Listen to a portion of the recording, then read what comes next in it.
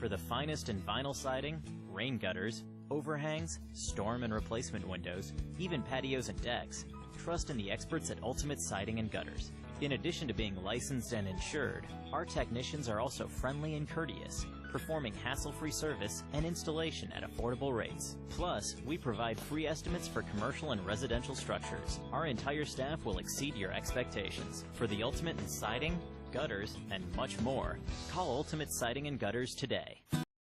One area of our business where we impact the local communities pretty heavily is the school systems. So we work for school systems all over the northern part of the state of New Jersey. We operate their water systems, their wastewater systems. We do a lot of their permitting and compliance work, and we ensure that the water that the kids drink is clean. We go out and do the sampling to ensure that it's not contaminated. And we also treat the wastewater that's being generated at a lot of these facilities as well before it gets discharged to the environment. So we are supporting the local community through supporting the boards of education and the local school systems.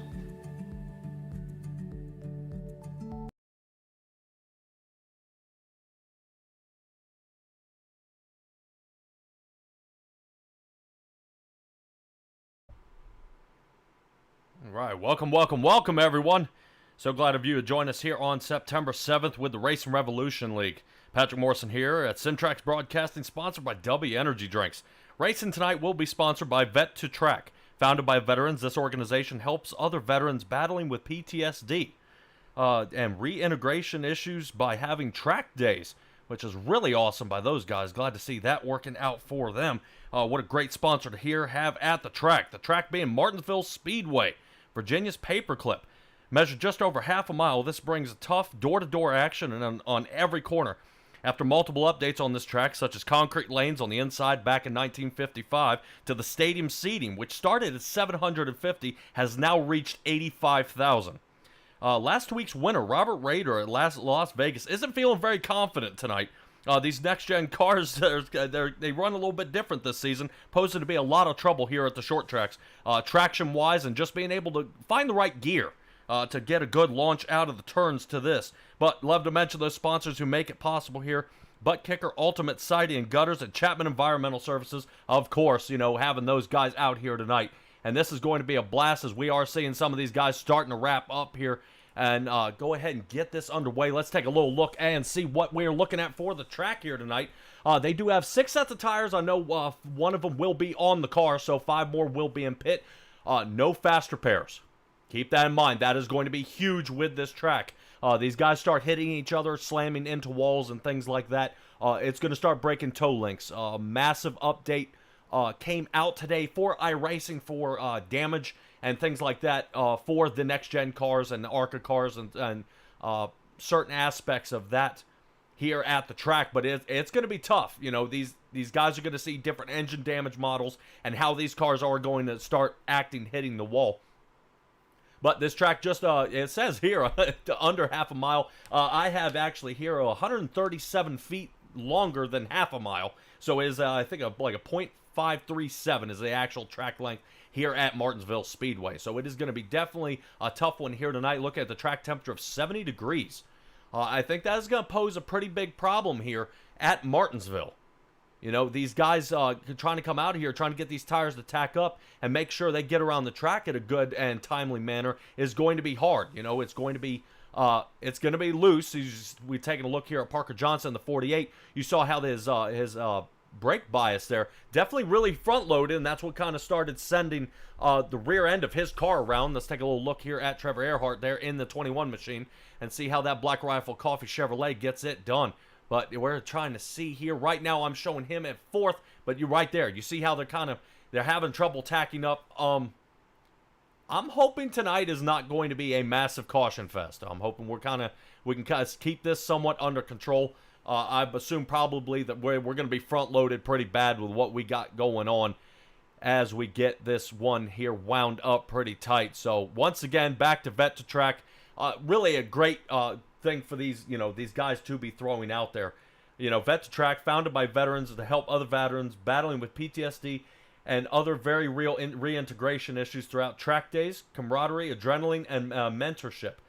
The focus is required on the track clears and the track clears the mind of many, find true clarity for the first time in a very long time. This clarity becomes a quote, reset moment, a chance to change our thinking and move forward with a different point of view. It may be a single day, but the effects of it can be life-changing for those in need. If you are a veteran or know a veteran that can help out there, please contact them. They have several events throughout the year, and we'll be looking to work with several veterans on the track throughout the year. So don't forget to go ahead and check them out at Vet2Track. These guys really have a great thing going on, and especially for our veterans out there. To me, true American, that you got to look out for your vets out here. So let's go ahead and get loaded up here. I believe qualifying is just about to complete here, and we will have our starting lineup here. Sean Lattin, glad to see you are here already, bud. Yeah, we'll have to see how these guys hang out here for see how it kind of folds over into here at the track, as it looks like, I believe Robert Rader has secured the pole. So that is going to be actually a fantastic start for him so far here tonight at Martinsville. So man, that is awesome. For somebody who said he wasn't exactly feeling quite right this time, it definitely doesn't show here. Robert Rader going ahead and starting out here in the front. So this is going to be perfect for him. Let's go ahead and get a better view there. There we go. Robert Rader coming in first. Last season's champion, but the runner-up, James Loveland, also, second last year, going ahead and starting in second tonight. Trevor Earhart taking third, Justice Murphy fourth, and Nick Alves fifth. So hopefully we'll be able to see Nick Alves survive this one. I've got my hopes up for that 24 Chevrolet, the Coastal Financial car. There for him. Grant Thorpe following up in the 77. Caleb Gilbert in his 40 Ford. Going to go ahead and stick it there in the 7th position. 8th is Alex Berube in his Toyota. Did really well job last time there at Las Vegas. We'll see how he plays out here tonight. Tay McDonald, 9th. Jacob Sirkovich in the 10th. Kevin Orlando back here in the 11th position. And Blake Cook for the 12th. It's good to see him. He's able to stay pretty close to the top 10 here with Blake Cook in the 12th. Parker Johnson nailing the 13th position. Peyton Presley, 14th. About to be expected. Peyton Presley ends up working up into the top 10 later on in the race. To me, it's like taking a test. Hard qualifying, but you finish out well. Brandon Richardson here in the 29 Chevrolet, going ahead and starting 15th. Chad Lancaster in the 16th position, starting with his Ford. We'll see if Kynan Jones can get loaded in, and he'll be starting 17th here. Steven Sommer here in the 81 in the 18th position. David Stanfield in his 31. Good to see him out here tonight. Michael Bennett starting 20th position. John Fike. John Fike, take flight. We'll watch you here tonight in your Ford in the 21st position. Jeremy Burns, I know we got a bunch of fans out there watching for you, so you got to put on a show. Starting in 22nd, we'll definitely have to watch how well you can move. Alex Kenton in the 89, starting in the 23rd position. David Buell in the 24th position, starting in his 52 Ford. Shane Loveridge, look at that. He was having some computer issues there, and now he is on the track, so looking good. Adam Bowden trying to see if he can get it to stick to the track. Had a kind of a crummy restart qualifying there, but we'll see how that works out. Ed Ryan in the 26th. Not sure if Kenton got a little late on the start here. And Albert Likens, we'll see if he can go ahead and get out here on the track and his 16 machine. So we'll see how this works out here tonight. I'm excited. I'm glad you all are joining us here at Simtrack's broadcast. And this is going to be a heck of a run for some of these drivers out here. Oh, let's go ahead, man. Let's go ahead and get this up, get it squared away. Robert Rader going to lead us to our first green flag here at Martinsville. This is I'm interested to see what he can do. They're going to take a couple pace laps here, kind of get these tires warmed up. Out there in the chat, Ted Rekich. In car in real life has great braking capabilities, but is not transferred to over-die racing. It is possible. I'm hoping with the update here, Ted, that maybe they hopefully fixed it here a little bit. Maybe to give these guys another chance. I know brake bias is going to be crucial here at the track, but we'll have to see how these guys go. I don't know if Martinsville and short tracks kind of bring a different variety of drivers. Some guys will have straight line speed. Some guys will have turning speed, slower entries, faster exits. We'll have to see how all that plays out. Right now, the 53 Chapman Environmental Services car going to go ahead and take us to our first green flag. They are not going to worry about the Geico restart zone tonight. It's going to be a little bit of a tumble up there. Right now, Robert Rader taking our first lead lap here as he goes ahead, but can he complete it? Right now, the inside line seems to be working out really well for him, but it will stack up quick. He's not going to be, not contested here at that point. James Loveland trying to find that more preferred line higher up in that line. I've seen that work before with a lot of these drivers, but right now, Robert Rader showing how it's working here. 200 laps. These things will tick off pretty quick as long as we can stay under green. But as I say that, here we are, our first caution. It looks like Justice Murphy may be around, and we'll try to float back there and see how his car ended up. Hopefully he's not folded up too bad here. This is showing Justice Murphy, Buell, and Bowden may have had some trouble there, which will end up bringing our first caution here. A little early, and that's why I was saying a little difficulty here early in the race. I think with colder track temperatures, that's going to be a problem. These tires are not going to have enough to go ahead and make it happen here. But let's go ahead and take a look with the drivers here. Well, actually, I want to roll it back a little farther because I think we had even trouble before really what happened here that was out of our screen. Let's go to our Michelin chopper view here, and let's show you guys what I have here. So Justice Murphy will be in the 12, but keep in mind in that 73 at the back of the deal here. Watch how he gets jammed up and spins out. He survives, kind of runs through the little bit of the infield there, but watch how Justice Murphy gets here. Little tap from Nick Alves, and look at what it does. Justice Murphy tries to save it, get back on track, and it starts collecting cars. It looks like Peyton Presley in the 7 got that, and you just kind of see how it jams everybody up. So I don't see any broken cars. Fortunately, a short track, this shouldn't be too bad. Damage-wise. Any kind of aerodynamic damage that shouldn't really take too much of a toll for some of these drivers. Going ahead and coming out here and, being able to put it down, but it's going to be hard. I mean, I'm not saying this is a cakewalk for any driver at all. When you're rolling back here in that 20th, that 15th to 20th position, it looks like a sea of cars in front of you, and you start losing a lot of that hope and capability of working your way up front. Let's take a little look here with Justice Murphy.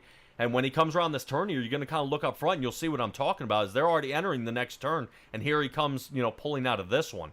So it's just, it's having the discipline and kind of that, the slowdown. You've got to slow that heart rate down. You got to think. You got to use what's between your ears, instead of, really anything else, because you've got to maintain calm. This is a short track, and short track, high tempers, and that's what we're going to see here tonight. I'm hoping that, out there, right, as you said, Sean Ladden, this is not going to be what we're going to see tonight. I have been in not in a bad league, but a league where I broadcasted before, and we had 32 cautions and 125 laps under caution. That was a difficult one. That was, just not just for us in the booth, but the people out there watching as well. And it's just going to be, it's going to be tough. And I think really the key here is just keeping your car clean. These guys, if they start ricocheting off the wall and hitting each other and folding these cars up, these next gen cars, these things aren't tanks like the old 87s used to be. They take damage a lot differently. And especially with this update, a lot of these guys are going to have to relearn the car once again. And I'm sure in another, month or so, we'll have another update and we'll start the cycle again. Something new. I'm hoping, I know a lot of the drivers are kind of hoping tire fall off will get fixed because, you get about 10 good laps and that is it. But right now, Robert Rader, I'm sure, is hoping for 10 good laps here on his next restart as he's led all 7 laps so far, starting lap 8 to get this one underway here at Martinsville. The Vet2Track 200, and really, we'll have to see. Trevor Earhart makes a good move and moves his way up into the 2nd position, showing that inside lane is starting to work. We're going to kind of rotate back here a little bit. We know Robert Rader can run away with the field, and I just want to see if James Loveland is going to go ahead and see if he can fight toward that inside line, but he's going to be contested. Berube there on his inside quarter panel. It looks like Caleb Gilbert is going to go ahead and just kind of hang out there and not really hammer him too much, but I know James Loveland would like to get lower into that turn. But waiting for these tires to heat up to really make them, make them move and start making it happen here is just not in the cards. But fortunately, looks like Loveland drops back to the 5th position and dials it in and gets now single file. Oh, as we say that, we're watching Berube here, and away he goes. And you can see that that looked just like wheel spin on the way out of there. So second caution here at lap 10 into 11. So that is going to be a bummer for that 19 machine. Hopefully it didn't hammer that wall too bad. We'll be pretty quick on this replay here. I know it wasn't much for this one. And try to see if we can get a little better view here of what exactly they're doing here, and see see if any kind of a tire spin from that 19 machine. Yeah, you just saw it get kind of loosen up and then send him on around. So yeah, that was kind of it for him. But 19 going ahead and surviving so far. Yeah, I know you guys out there saying, where are the car noises? Yeah, I know I messed up there a little bit, guys. So I got her fixed. We're squared away. Glad to see all you viewers out there coming and joining us here at Simtrax Broadcasting. This is going to be something. This is going to be something. Too early to call winners. This isn't like a super speedway, where it's anybody's a winner. To me, once you kind of get locked into that top 10, that's kind of, where you're going to try to be unless somebody outpits you. It's going to be, definitely, a tangle up for some of these drivers trying to figure out how to fight up front. And really, I don't know if there's any kind of fight here. Ted Wreckage out there in the chat, is damage on? Yes, it is on. Like I said, they have updated the damage mod to these next-gen cards, so I don't know if these things are more resilient or less. They are saying that it is going to take damage a lot differently here in these cars. Like I said, I don't see Berube with a whole lot of front-end damage here. He's looking pretty clean after that one. I'm hoping he just slightly kissed it off the wall there. I mean, we can roll back here to Justice Murphy. We saw he took a quick shot to the left door there and see if, it doesn't look like he has any damage there. Yeah, but I agree with you. Doesn't even look like a scratch on any of these cars, which may or may not be a good thing. I mean, here in Martinsville, we're not even 10% into this race. I think no damage on these cars would be good. But we're going to have to, see if any of these guys can go ahead and, I don't know what the right concoction is, what the right method to get your way up front. It's hard to be patient at a short track. I mean, you've got guys out there running, these lap times out there. So let's look up here at the tower. Robert Rader with a 19.5 second lap. Is his best lap of the race so far. So in under 20 seconds, we've got 4 turns, 2 straightaways to complete a lap. And really 20 seconds. You can finish 3 laps in a minute. It's how do you go about keeping your mind in a good place to work your way up front. If you're somebody like Parker Johnson, I wouldn't want to be on the outside in his 48 Chevrolet, but that's where he's going to be. So how does he maintain calm and figure out how to get up front? With Kynan Jones behind him, who I'm sure is going to want to look for that inside line as well. So, you are going to have different passing lanes here. But right now, we'll have to see how Trevor Earhart goes ahead and see if he can get back to the inside lane right now. But Robert Rader taken away for another restart here, leading all 15 laps of this race. And away he goes. So Trevor Earhart, you see, flying up that track and kind of having to triangulate that turn to get enough speed. As looks like David Stanfield is around there in the back. Oh, boys, looks like they all kept it together. I bet you some of those drivers are going to appreciate that, not going back under caution, but there we go. Look at him tumbling up here, guys. So we will definitely see, and Ted Wreckage, there you go. Fike has massive damage on that right front there. Looks like the 4 machine of Blake Cook, he may have a good bit of damage there. Let's see if the car turns. All right, doesn't look like we have any broken toe links there. So definitely something to keep in mind there. I know that one was kind of a bummer on that one, but we'll definitely, we'll go ahead and take a look at that one. There were a lot of cars that got turned around, and we'll kind of pick one here. We'll kind of pick one. I know I think Parker Johnson ended up getting turned around there. And I know he was up toward the front of the field. And I think he may have been closer to where we were on the track. Let's see if I can get more of a Goodyear blimp view. They seem to be zoomed in a little better. Parker Johnson, we were talking about him in that 48 here on the outside. Let's see kind of what happens. So Brennan Richardson there on the inside, 4 and the 18 connect. And then it just starts to pile up from there. 48 trying his best to get out of there. And then if you look at it, it's just a roadblock after that. There's nowhere to go. You know, we see Shane Loveridge, Adam Bowden trying to work their way around, but yeah, I guess it's the best to just try to keep everybody kind of in line and intact. Stellar Stella, thank you for coming here and joining us here again tonight. A lot of people out there in the chat. Love to see it. I will respond to you guys. You know, it's going to be a long one. You know, I assure you, it's going to be a long one here tonight, and I'm wondering how many cars we'll have here by the end. You know, a lot of these cars are coming down pit. You know, we got Berube, Buell, Presley, Stanfield, Jones, Bennett, Murphy, Sirkovich, Blake Cook, John Fike, and Shane Loveridge. These guys are all down pit road right now. Probably maybe getting a top off of fuel and maybe fixing the cars. Now, keep in mind, there are no fast repairs here. So anybody who's broken, your night's almost over. You can end up maybe 5 laps down with the amount of cautions we have, get back on the lead lap. But it's going to be an uphill battle, and that's really not what you want to be doing here at a track like this. 20 laps out of 200 so far, already to our 3rd caution.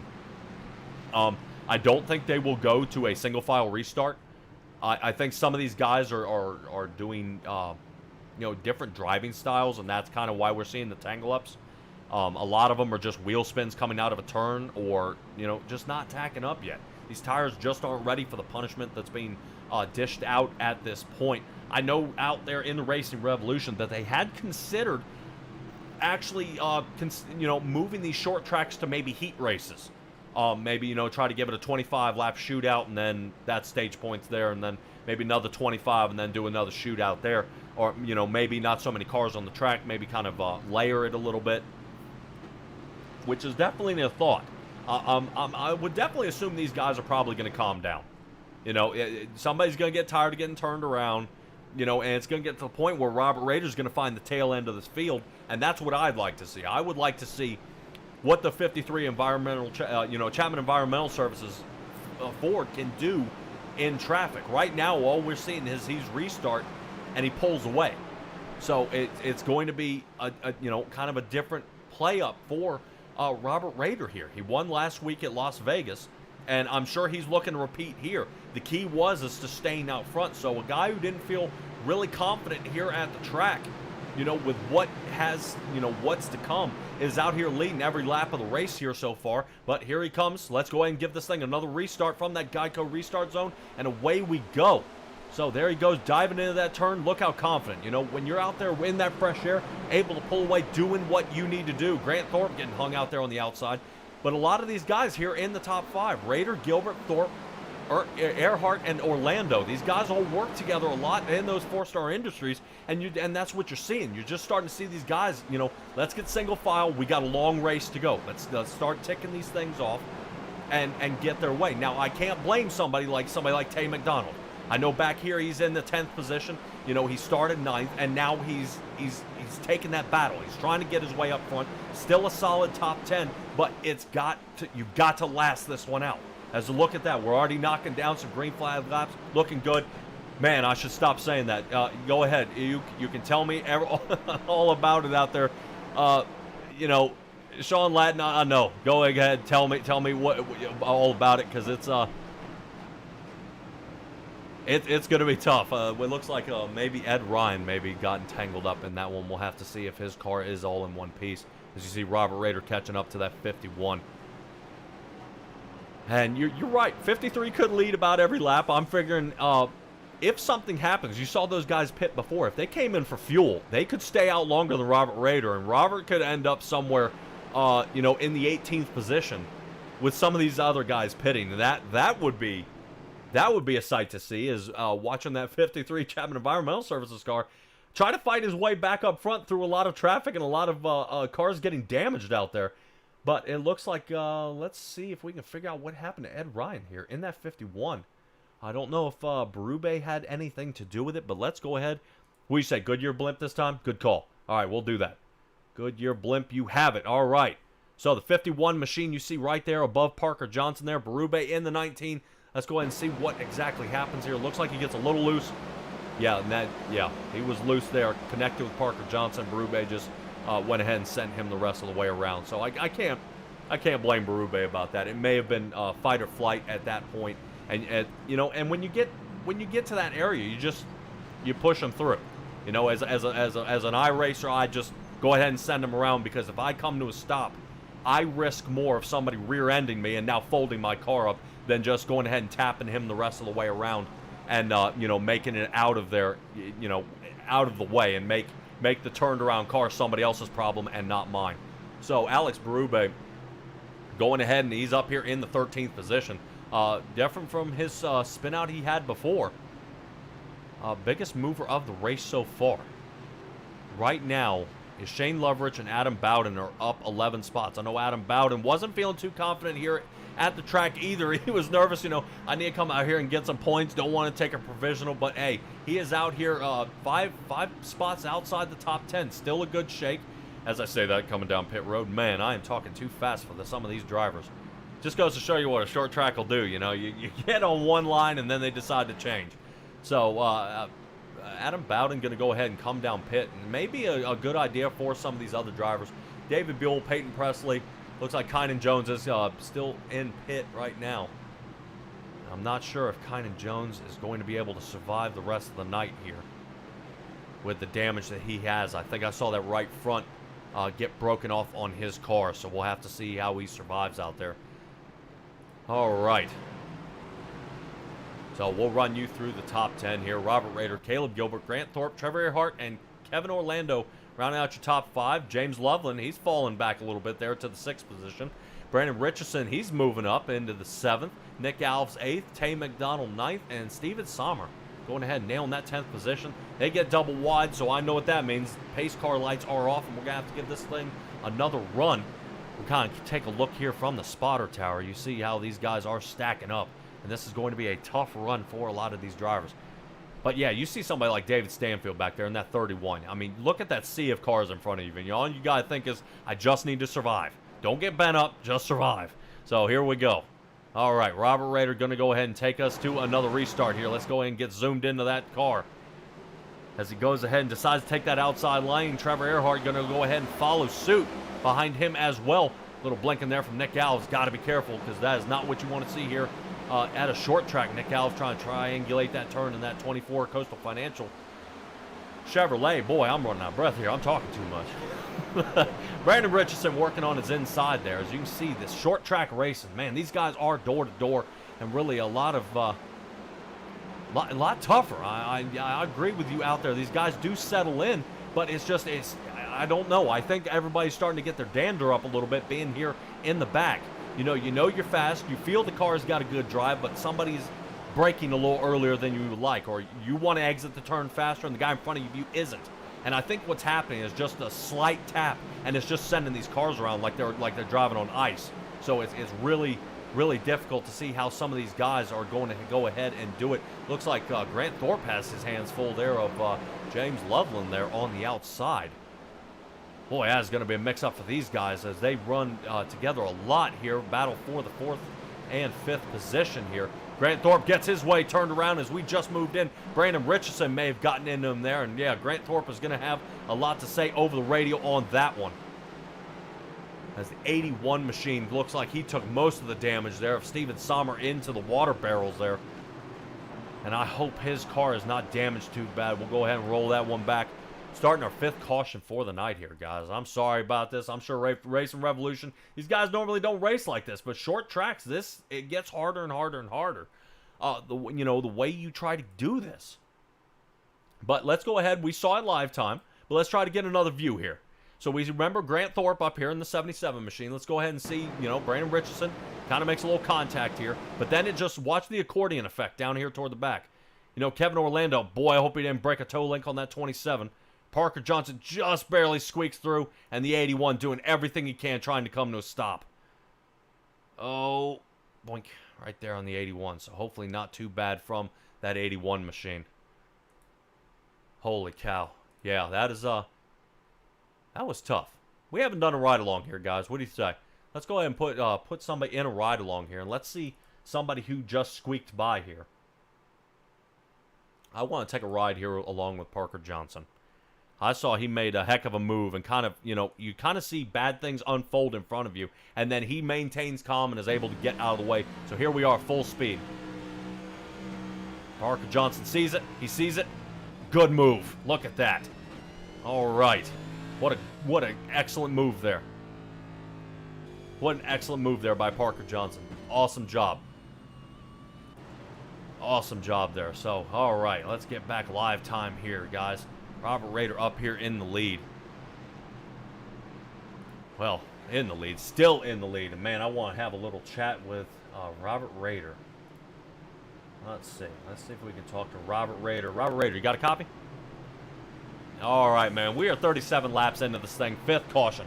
I know you guys drive better than this, and it's not for lack of trying. I know you guys, some of the guys in the back, they're antsy. They want to get their way up front. Now, I can't blame them.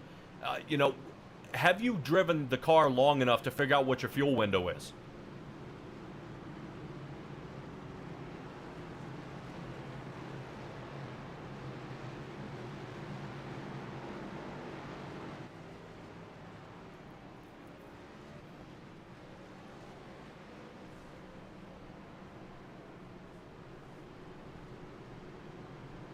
Martinsville, and this car is especially tough to drive here, so I'm not too surprised. Okay, well, we'll definitely have to see what you can come out there. So 68 laps on a fuel tank, and I've kind of put that out there to see if any of these other guys out there, when you decide to pit. Don't worry, Patience and Sean, I got her fixed. But we got is what to do. If you pit too early, you could end up somewhere in that 15th to 20th position and end up in a lot of trouble that these other guys are. So pitting is going to be a big strategy, even though we have a lot of cautions here. Yeah, my plan was to pit at the stage caution there, but we had so few green flag laps that I just went ahead and decided to stay out for now. Might even just make this thing a one-stop race if it stays with this many cautions, so we'll just see how it goes. All right, hopefully not. Back to 4-Star Motorsports you go, Rob. Appreciate it. All right, Robert Rader there. Sorry about that, guys. I know we got to get a little tangled up there. Try not to have too many people talking on top of one another. But right now, on top of one another is what he's worried about from these guys here in the back as he takes another great restart there. Gets an awesome jump from the beginning. I think the only way for some of these guys to catch up with him is to figure out how to get the jump on him. Right there, I mean, he's just able to pull away, get a 0.3 of a second lead, and that's just enough to give him the wiggle room that he needs.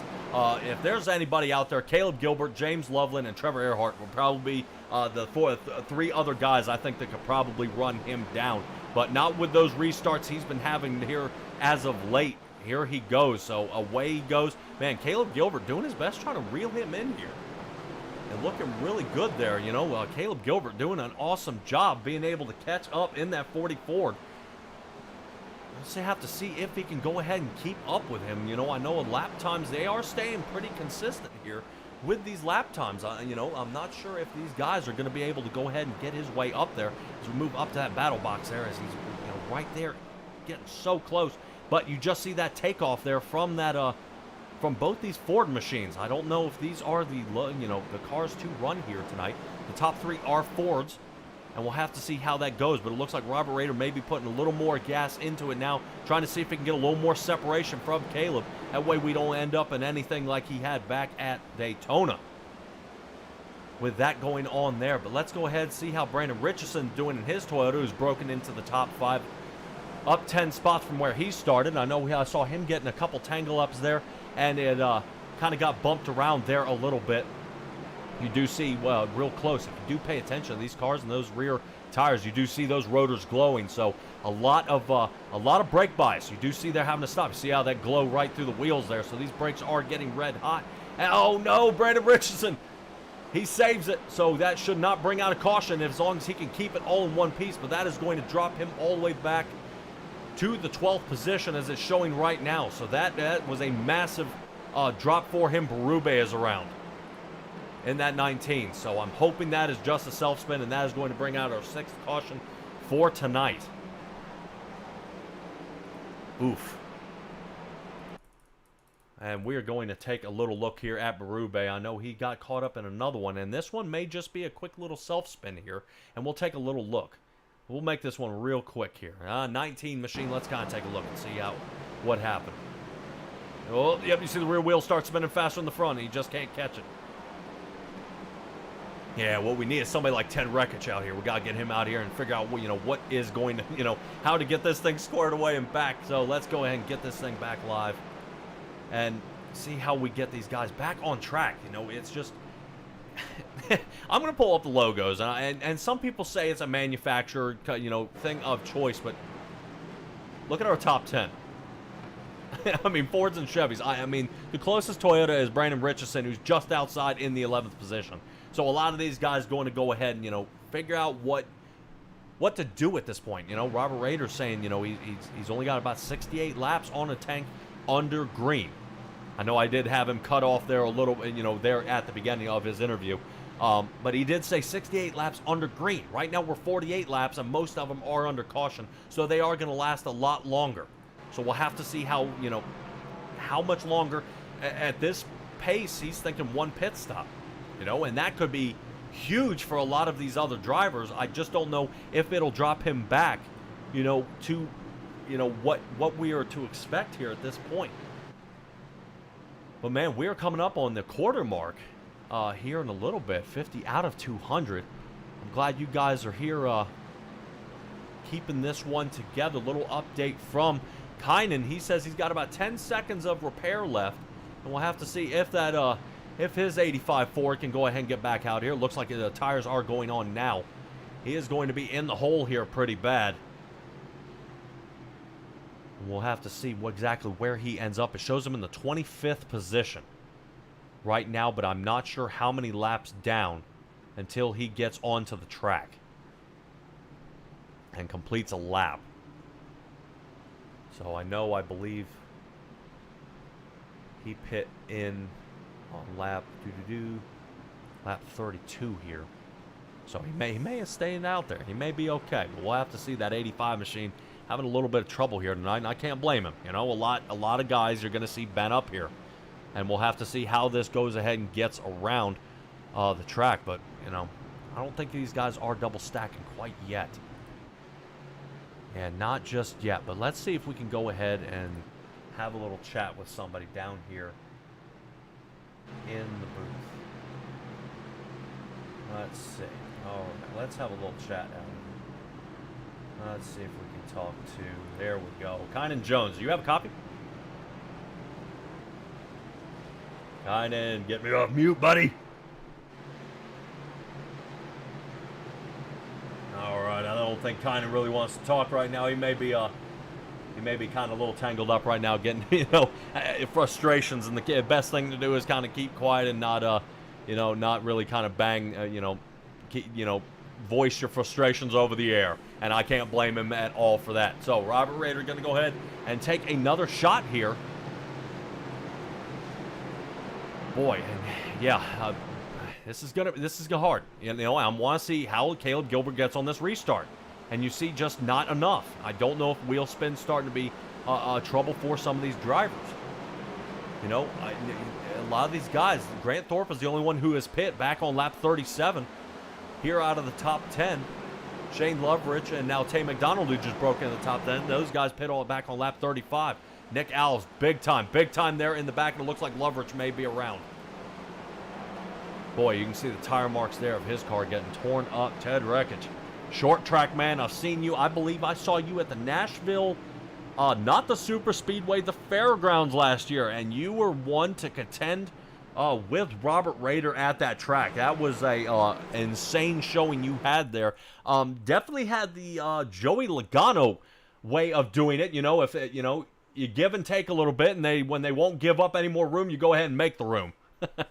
So to speak. But you still, Rubbin's racing, and you got to make it happen. So let's go ahead and take a quick little look here and see kind of what started this caution here. Shane Loveridge, like I said, he was having some technical difficulties before the race, and yeah, just one car spin out. And I wonder if it'd be an interesting idea to see if any of the things going on there. Kynan out there in the chat, I see you, buddy. You had your mic muted actually through Discord, buddy. So we'll have to catch back up with you here later on in the race. Hopefully you'll be able to kind of square that away, and hopefully we can have, you know, a chat with some of these other drivers out there. You know, I like hearing what, you know, different angles of what people want, have going on out here.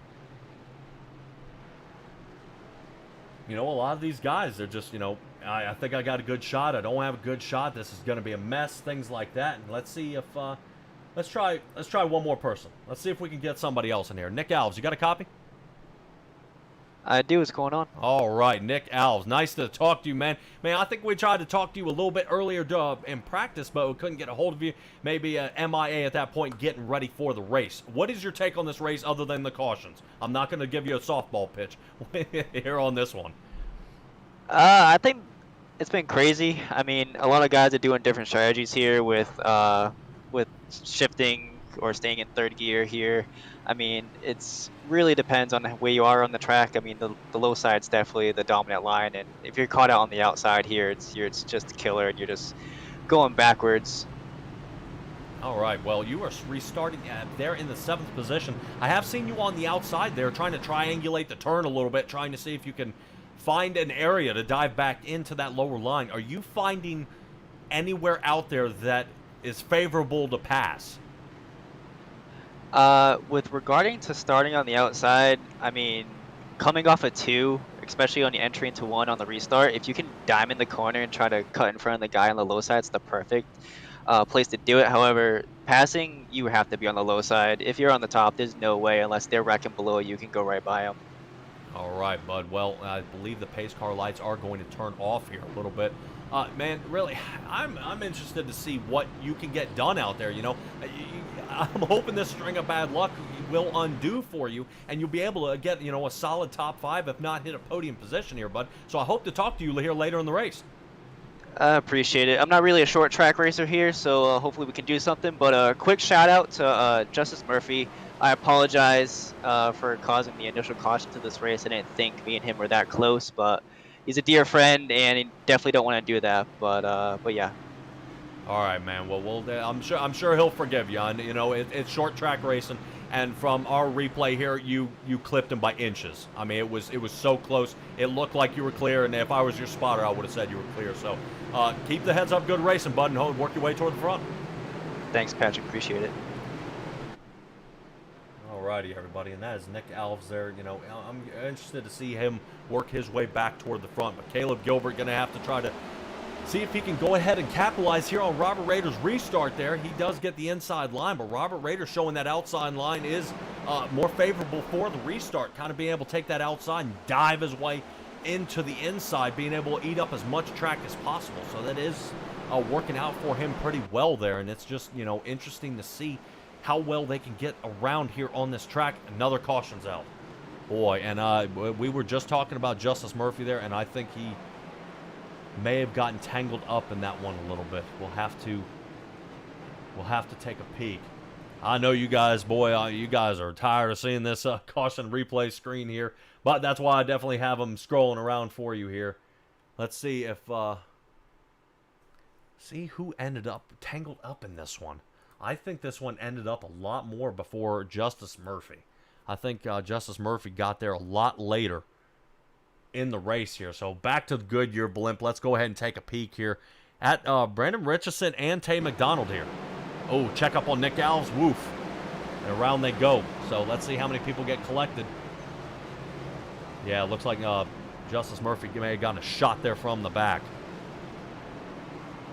But no harm, no foul. Doesn't look like any damage really done for that machine. So not too bad by him there.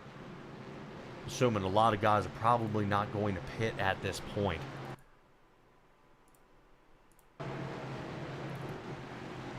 We'll have to see. Justice Murphy kind of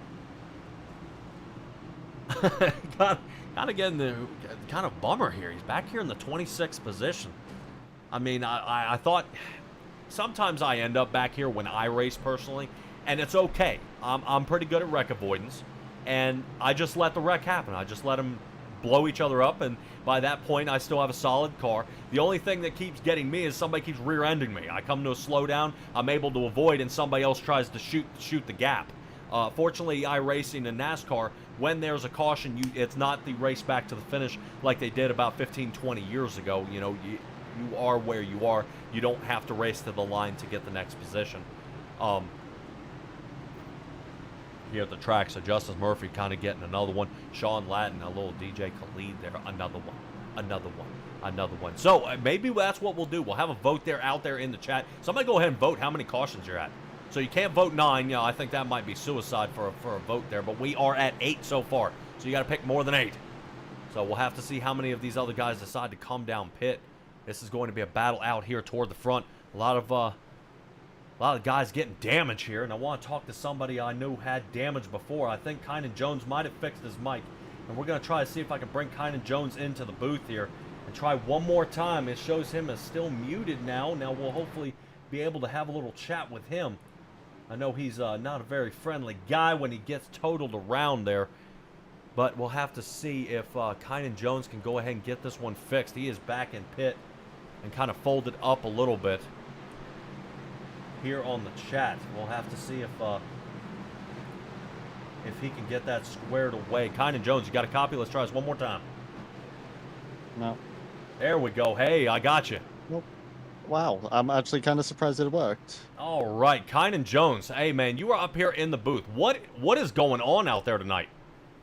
I don't know. The car is being ultra sensitive to any forms of damage, so you barely clip anything and suddenly you've got no steering, and then you get it all repaired. I repaired all 8 minutes and I still have about 40 degrees of no feel in the wheel, so real unfortunate. They recently made an adjustment to how the new damage model works to all the cars with the updated damage model, so unfortunately I've just not been able to grab the luck really this entire season. All right, well, there are plenty of cautions for you to get back out here on the lead lap, hopefully. It doesn't show me in the ticker how many laps you are down at this point. I'm not quite sure, but you had to have a lot of repair time, and I hope you are able to get back out there on the track in that 85 Ford there, bud. Well, right now I'm on lap 45, so I've decided to damage the car extra just to see if it would maybe straighten the wheel out, but I'm not hopeful. That does not look like it's working there, Kynan. But good luck to you, bud, and hopefully we can see you back out there as we're back under our 9th caution here, bud. You'll see me back out in a minute. All right, bud.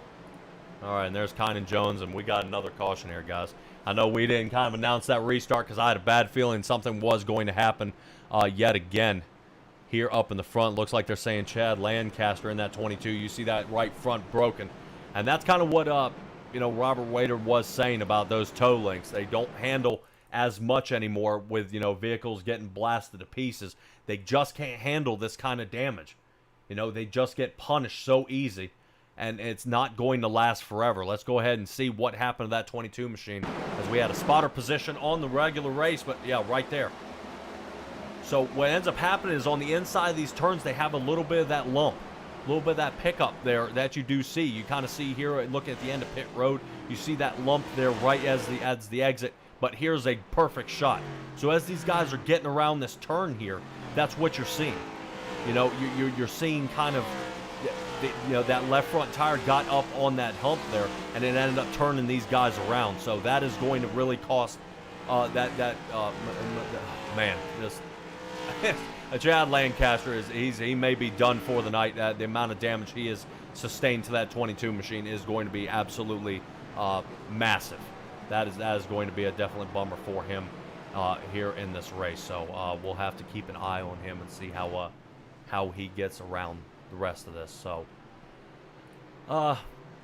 man, quick little shout out. Check this out. I want to go ahead and pop this back live. Look who is in the 3rd position. Adam Bowden, up 23 positions from where he started, is now running 3rd. I saw him out there in the chat, and that's the thing is just how the turn of events here at a short track. Normally you see this kind of a turnaround at a super speedway. Being able to get the draft, find the right lane, and work your way to the front. Adam Bowden showing you can do it short track. Avoid the wrecks, stay out of trouble, pit when you need to, and get out there. So Adam Bowden actually pit back on lap 37. And this is going to be some trouble. You know, somebody who pit as well. Let's talk about Robert Rader here. He pit back here on lap 59. So now he is going to be way back here in the pack, starting 18th and farther back. We'll see, lining up behind Nick Alves, who's in the 17. Grant Thorpe goes ahead and stays out, but he pit lap 37. So the only person on the track right now who is not pit, from what I'm seeing, is Brandon Richardson. And his 29 Toyota up here in the second position has yet to pit. I believe Alex Kenton in the 22nd position, but I know he's a few laps down. He got tangled up in some problems there, and he may be actually in pit and broken at this point. Let's see if we can find Alex Kenton out here. Yeah, he's still out there and still alive from what it's showing me. But Brandon Richardson is yet to pit in that 29 machine. We saw him get kind of caught up in a couple of those turnarounds. So we're about to see a different class of racing up here in the front. Pace car lights are out. Oh, excuse me, back on. So there may be a kind of shuffle up here. They may have extended the caution here to try to see if they can square some of the back of this line away. Robert Rader back there in the 14th position now. So, yeah, that's probably what's happening is these guys are extending that caution a little bit because something's wrong. Something's not happening in the back like it's supposed to, and a little bit of a little bit of iRacing tumble going on here. But Kynan out there in the chat saying breaking the car actually fixed it. So if he's sustained a lot of right front damage, some say if you bend the left side just as much, the toe won't be as bent. They'll both be bent. But how that'll do for his tire wear, especially here, that is so punishing on front tires, because of the amount of steering input, it may cost him later in the race. But can't be, from the outside looking in, can't be worse than it already is. So hopefully he'll be able to put on a good show and keep that car clean out there. Here we go. So, restart, 9th caution in the bag, green flag. Grant Thorpe goes in and takes this one away. Jeremy Burns up here in the 3rd position. Goes ahead and slides around, goes ahead and, being able to get his way through. I think Adam Bowden may be down pit. Something happened to his car. I'm not quite sure if he broke or something like that. And then we were talking about him up there in the top 3. We'll have to see what exactly happened. But man, look at him stacking up here back there with Kevin Orlando. I know we'll kind of keep a look at the front, but Kevin Orlando, man, definitely there in a logjam. Berube been in a little trouble all race. Shane Loveridge behind him in trouble as well. So right now, coin a phrase, Kevin Orlando may be in a danger zone right now. He's got a lot of people that are, antsy to get his way toward the front, but still 9th position. Up here in the top 10, Robert Rader having a fight, trying to find a line around. He still has plenty of laps to go ahead and get this done and work his way back toward the front, but with, good fuel, probably a fresh set of tires on this thing, why not? You already came down pit road and sacrificed, but it looks like that 31, David Stanfield, is around. And is going to bring out our 10th caution here. I don't know if there was any contact. We'll have to kind of see what exactly happened there. Kind of a little bummer for him. I hate to see it. Man, you hate to see it. You get a guy running up front, and you get antsy. You're like, oh man, I got it, and then you just can't save him. It just turns that thing around. This may be another, touch in the inside here, and just kind of turning it around. Let's go ahead. Take a look at that 31 car. Let's see if he hit that inside bump. Nope, just got a little overzealous on that turn. Justice Murphy, what a quick squeak there. Go ahead and slicking around there. Good move. Good move there by Justice Murphy. Let's take a ride along with Justice Murphy. He's kind of had a string of bad luck here, but let's go ahead and kind of give him props where they are due. Awesome job by him. I know we may clip that 4 car there a little bit, but regardless, he still was able to squeak out of there, and I'm sure the 4 car Blake Cook did not mind that sort of thing, maybe just a little nudge there. But let's go ahead and take a look at Justice Murphy here. Real time.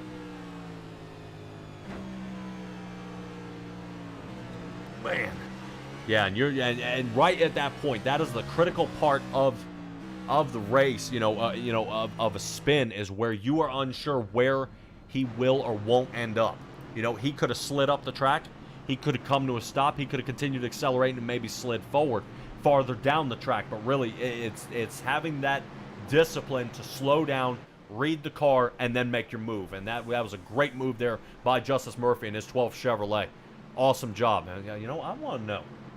We're in the mood for talking to a lot of people here tonight, and I think Justice Murphy may be just the guy to talk to on that one right there. Justice Murphy, you got a copy? I got a copy, brother. Oh, man, dude, what an excellent wreck avoidance there. Gave a little nudge to Blake Cook avoiding that one, and we kind of took a little ride along there with you. The discipline you show to, you know, avoid that wreck right there, you know, it showcases what you can show on here tonight. Being able how you can get around the track. What is it going to take to get you back on, you know, on your way up front here? Man, it's going to take some more cars wrecking. Unfortunately, was running top 5 at the start and got in a bad position, and then fell back, got in the back of the pack, and just got involved at the wrong time. So we're sitting back here. We broke a toe link, got it repaired. Sitting back here about 20 down, but the rate we're wrecking, I have a chance to maybe get a top 15. We'll see. That is definitely a possibility here. Nick Alves did say out here when I had him in the booth earlier, he did not mean to nudge you. Honestly, if I was his spotter, man, how close it was, I'd have probably bumped you too. I mean, you guys barely missed each other by inches, but he just barely nudged, and it kind of sent you around, unfortunately. And it's just, you seem to be collecting a lot of damage out here tonight, and that's what you see out of short tracks here, man. And really, what can we do to change this? I know you're looking for a lot of cars to wreck, but, you know, how are you on the edge of your seat every lap trying to, you know, where do I need to be to get out of this situation? I mean, is that kind of what we're running into so far tonight? And it's looking out the windshield and in the mirror at the same time. If I could get one eye to go each direction, I'd be in good shape. All right. Well, if you know, waiting for them to pile in. So. All right. Well, if you look like that guy from Mr. Deeds with his eyes looking everywhere, you know, I guess maybe that would work, man. But good luck to you, man. I hope everything hopefully starts turning up for the better here. Yeah, thank you, buddy. Yeah, not a problem, bud. All right, we'll move Justice Murphy back up there, and away we go. Grant Thorpe getting another great start there to this restart here, and really, and that's the thing. You notice if you can just get out front and get squeaked around, is going to be the make or break for you here at the end. Kevin Orlando here having some trouble. Once again, Robert Rader going ahead and catching back up to him, but it's not going to be easy. Not going to be easy. Let's move a little bit of the spotter tower here and kind of see how all these guys, you definitely see, look at Robert Rader, definite different breaking point than Steven Sommer in his 81 Chevrolet. And oh no, is that Berube around? Looks like Berube might be back around again. Look out. Wow, a lot of checking up by a lot of drivers there. Holy cow. That could have been a lot worse. That could have been a lot worse. And I think what really gets me is how far he went. I mean, he started, I think, sliding middle of the track, middle of the backstretch, and continued going on from there. So Berube, we know him in the 19 Toyota. Let's take a look. Boy, yeah, you just kind of see that wiggle right there. Loses it. Oh, man. And Robert Rader nowhere to go. But it looks like he stopped, and Robert Rader might have actually avoided that one. He might have gotten lucky that I think the 89 might have actually tipped that 19 car. That way he didn't hit him. We'll take a quick, actually a closer look here and see if I can see where, if it ended up happening. Let's see. You see the 89 trying to squeak in there on Justice Murphy. Oh, look at that. As the 89 turns in, Robert Rader ends up with no damage there on the left front of his car. Holy cow. 89 kind of taking one. Alex Kenton taking one for the team there. Wow. That was close for Robert Rader there. Holy cow. That was something. That was something. Let's see. Let's take a ride along with Tay McDonald. Where are you, Tay? Tay McDonald in his 73 Ford. I want to kind of take a... Let's ride side seat with him this time. Let's kind of see what he saw. Well, let's kind of see what we see from a different angle here on the outside. As you see that 19 car getting loose. Ooh, dog. Another, one thing to ride driver and kind of see it happen, but riding passenger to me is even scarier. So, all right, Tay McDonald goes ahead and snakes out of that one, and fortunately, no issues for him. 88 laps in this one, 11 cautions so far. This is kind of a bummer for a lot of these drivers out here. Seeing how they go ahead and get around for some of these guys. Grant Thorpe, Jeremy Burns. So all you Burns fans out there, Andy, I see you out there in the chat. Rooting on Burns out there in the second position.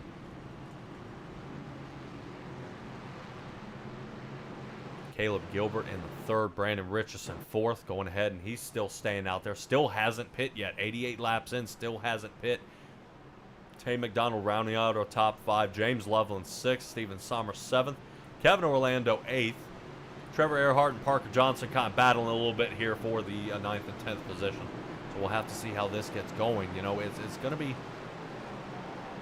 This is different. I don't know about you guys. Here at Martinsville, you know, this paperclip track just is so tough for so many drivers trying to figure out how really to get this one lined up, as we see a lot of guys kind of shuffling there toward the back. Let's go ahead and get a little closer look here at Jeremy Burns and see if he can figure out this restart zone.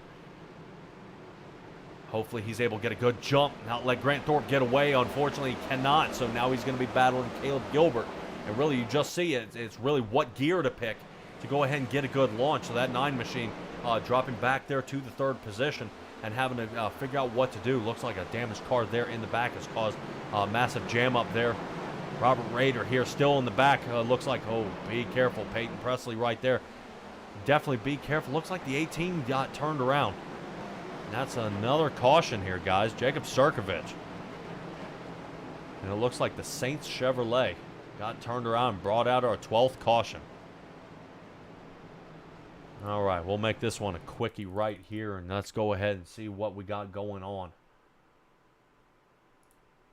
All right, let's go ahead. Caution, replay, look at that. All right, we'll take a look at Sirkovich. Yep, hit that bump again, and around they go. It just goes to show you, you know, a couple feet off of your mark, and then around you go. So that is going to be a bummer for him. So I'm going to bump over to commercial, and we'll be right back.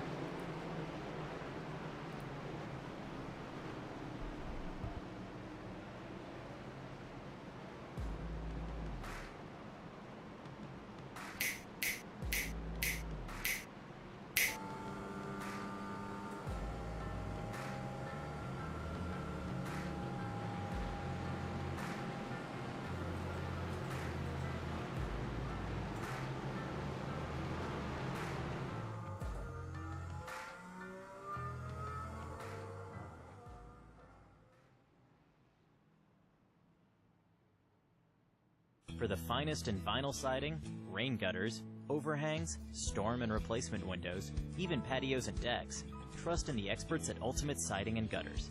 In addition to being licensed and insured, our technicians are also friendly and courteous, performing hassle-free service and installation at affordable rates. Plus, we provide free estimates for commercial and residential structures. Our entire staff will exceed your expectations. For the ultimate in siding, gutters, and much more, call Ultimate Siding and Gutters today.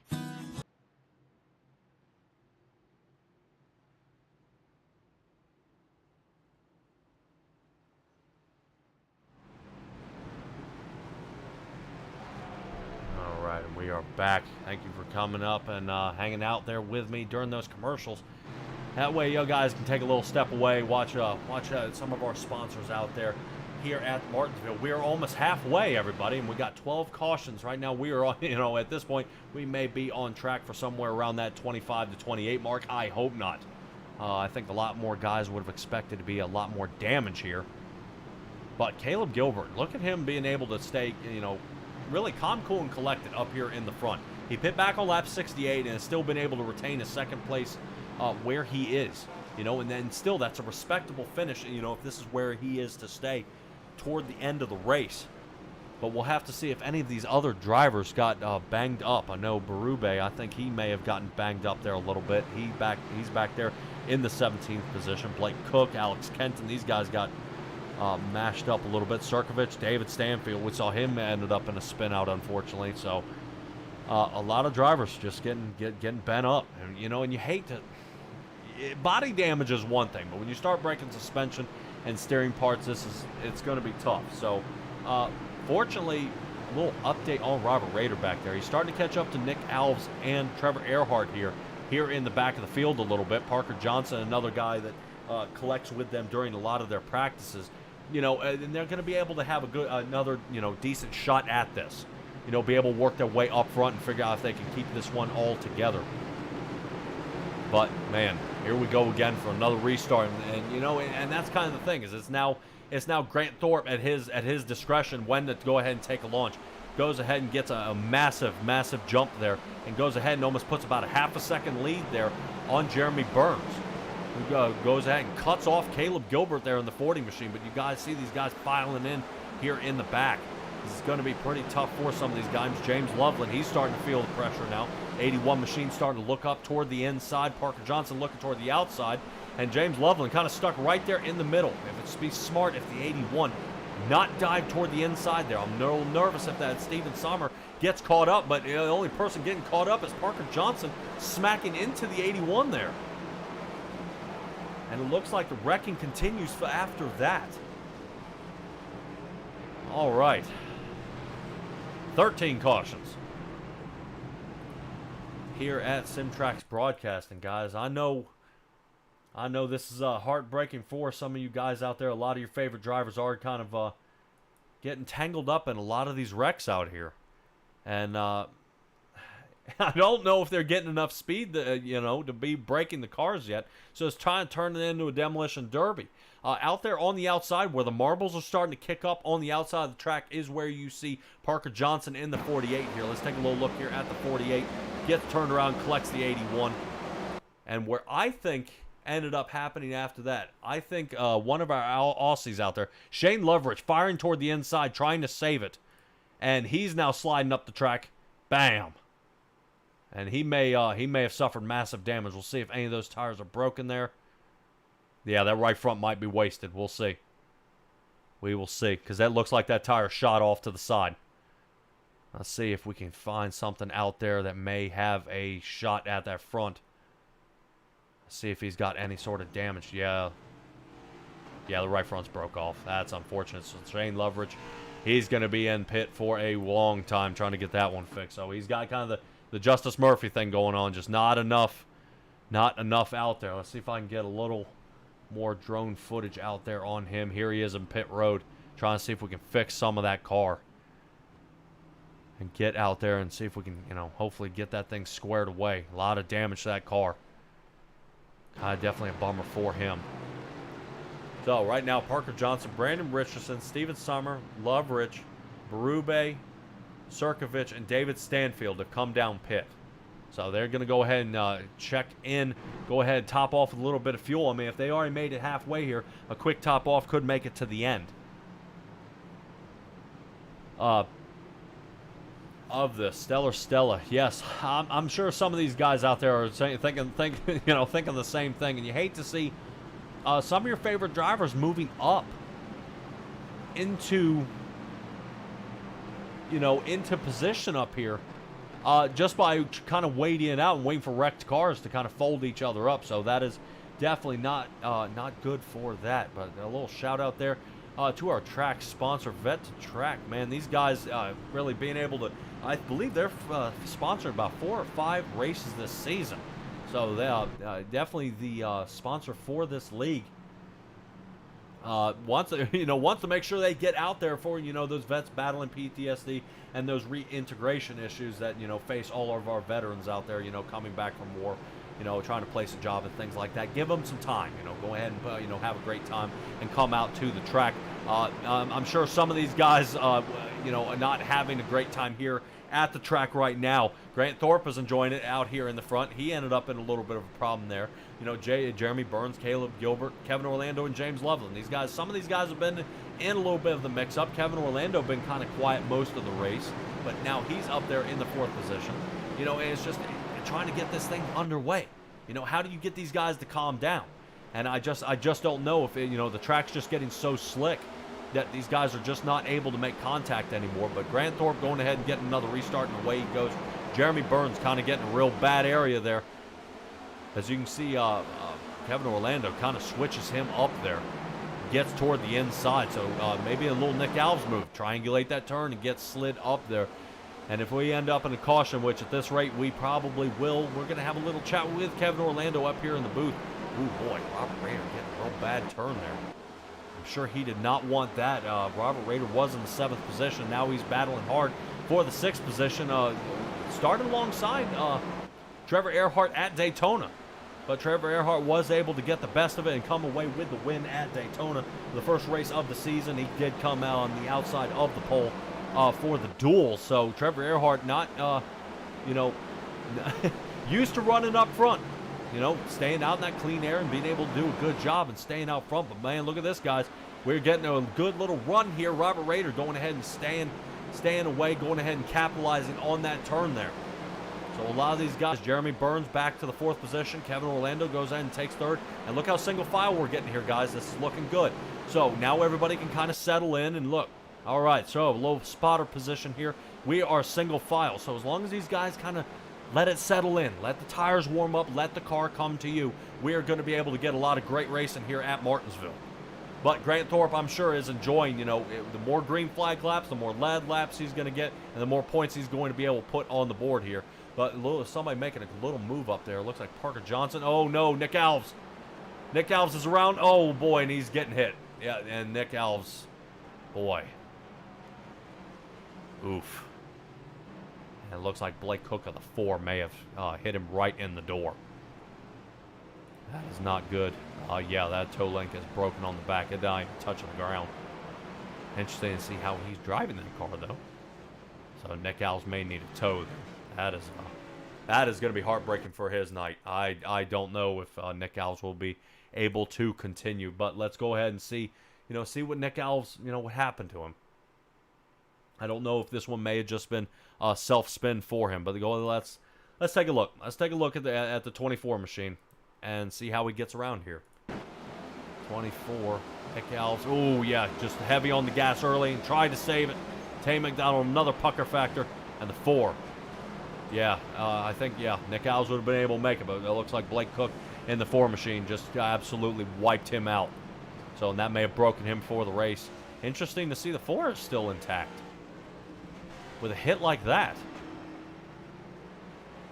Wow, that was a massive shot to the front of that car. And he's coming down pit. Holy cow. Yeah, let's take a ride along here with the 4 and see if the 4 had any options, to get out of the way. Nick Alves, it was kind of telegraphed. You saw him sliding out of the way. I just don't know if somebody blocked his view. If he blocked his view, he was making a slide toward the outside. Didn't see it, and then it was too little too late at that point. So let's go ahead and take a ride along here with Blake Cook in the 4 machine. All right, riding behind Parker Johnson, getting a good acceleration. Oh, he never sees it. Oh, he never sees it. Oh, man. Yeah, he may have. He was still accelerating a little bit there. But, yeah, with Parker Johnson there on the inside, he may have never seen it happen. So that is that is a bummer. That is a bummer out of that car right there. And I really hate to see that for Nick Alves. I really hate to see it, but he is going to have another chance next week. Being able to, try again. Man, we'll be at Auto Club next week for the True Grit 200. I hope you guys are able to join us there here at Simtrax Broadcasting. Of course you will. Come join me here at Simtrax Broadcasting. You'll be able to see all the latest racing from the Racing Revolution League. And, and it's really going to be a cool throwback there. That is actually going to be a Hollywood-themed race. So a lot of guys are going to be out here running different color schemes. The car numbers will stay the same, but new schemes. Some people, I'm sure, will be running, their favorite movie or favorite actor or things like that. They'll be able to go out there and, kind of be able to show what they have on their car. But let's go ahead and have a little chat here with Kevin Orlando and see real quick if we can have a little chat with the 27 Mellow Yellow machine. Kevin Orlando, you got a copy? I got you. How you doing, bud? Oh, man. Well, I would ask you the same, but I'm sure you're getting pretty frustrated at this point. You are sitting in the 2nd position right now. How are you feeling? Is this a comfortable spot for you? There's no comfortable spot on this track right now, man. It's just, I would love to get some green laps going. We still got to pit again for fuel. There's a whole lot left here. All right, man. Well, hoping to talk to you a little more, but the pace car's ducked on off, bud. Hopefully you get a better restart. All right, thank you, buddy. I'll talk to you later. All right, bud. All right, and that's Kevin Orlando there, up in the second position, the highest he's been all night, up 9 spots from where he started. So finally, Caleb Gilbert is able to get a lead. Robert Rader close behind there in the 4th position. So he's gonna have a lot of work to do to get caught up to these guys. You see him shuffling back there again. Grant Thorpe, after he just pit back here on lap 110, he may be able to make it toward the end. So Grant Thorpe is actually in a really good position to go ahead and try to make some moves here. Right now, battle for 3rd. Robert Rader going ahead and making, breaking a little early there. Oh no, Grant Thorpe, look out. Boy, he may have broken the car. Oh, has he broken the car? Yes, he has. The right front is off. 77 machine is down and we are under caution. Yeah, I'm wondering if the 77 machine just got fresh tires and that may have done it for him. Oh, man, dude. And that's what you hate to see. Look at these guys up here leading laps, getting a good chance, and then just shut out. I mean, just absolutely a crazy turn of events, and now the car is broken. You hate to see it. Grant Thorpe, man. Grant Thorpe, man, I hate to see that, dude.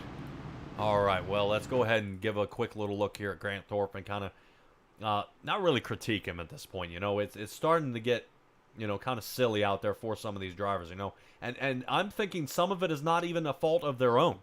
The car is just loosening up, and with the way the new tire and the damage schemes for this update that debuted tonight, it's causing so much trouble for these drivers. Let's take a ride along. I want to see his hand movement and see if anything happened. If this car loosened up on him, we couldn't get it. So I'll be quiet and we'll kind of take a watch here.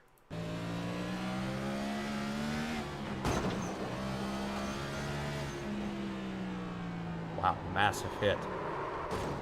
Yeah, and I think he did. I think he thought maybe he could have bounced off that wall.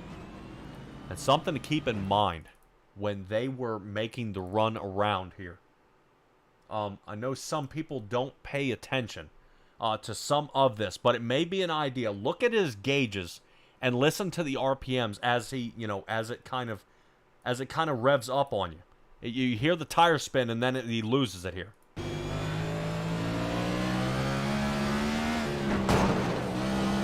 Yeah, it kind of hangs out there in that third gear there, and it tops out, and I think it just ended up sending the rear tires into a spin, and he wasn't able to return from that. And man, it's just, you lead laps, and then now you're on the back foot again. Now you're having to kind of battle from behind. So really tough break there for Grant Thorpe, and in the 77 machine.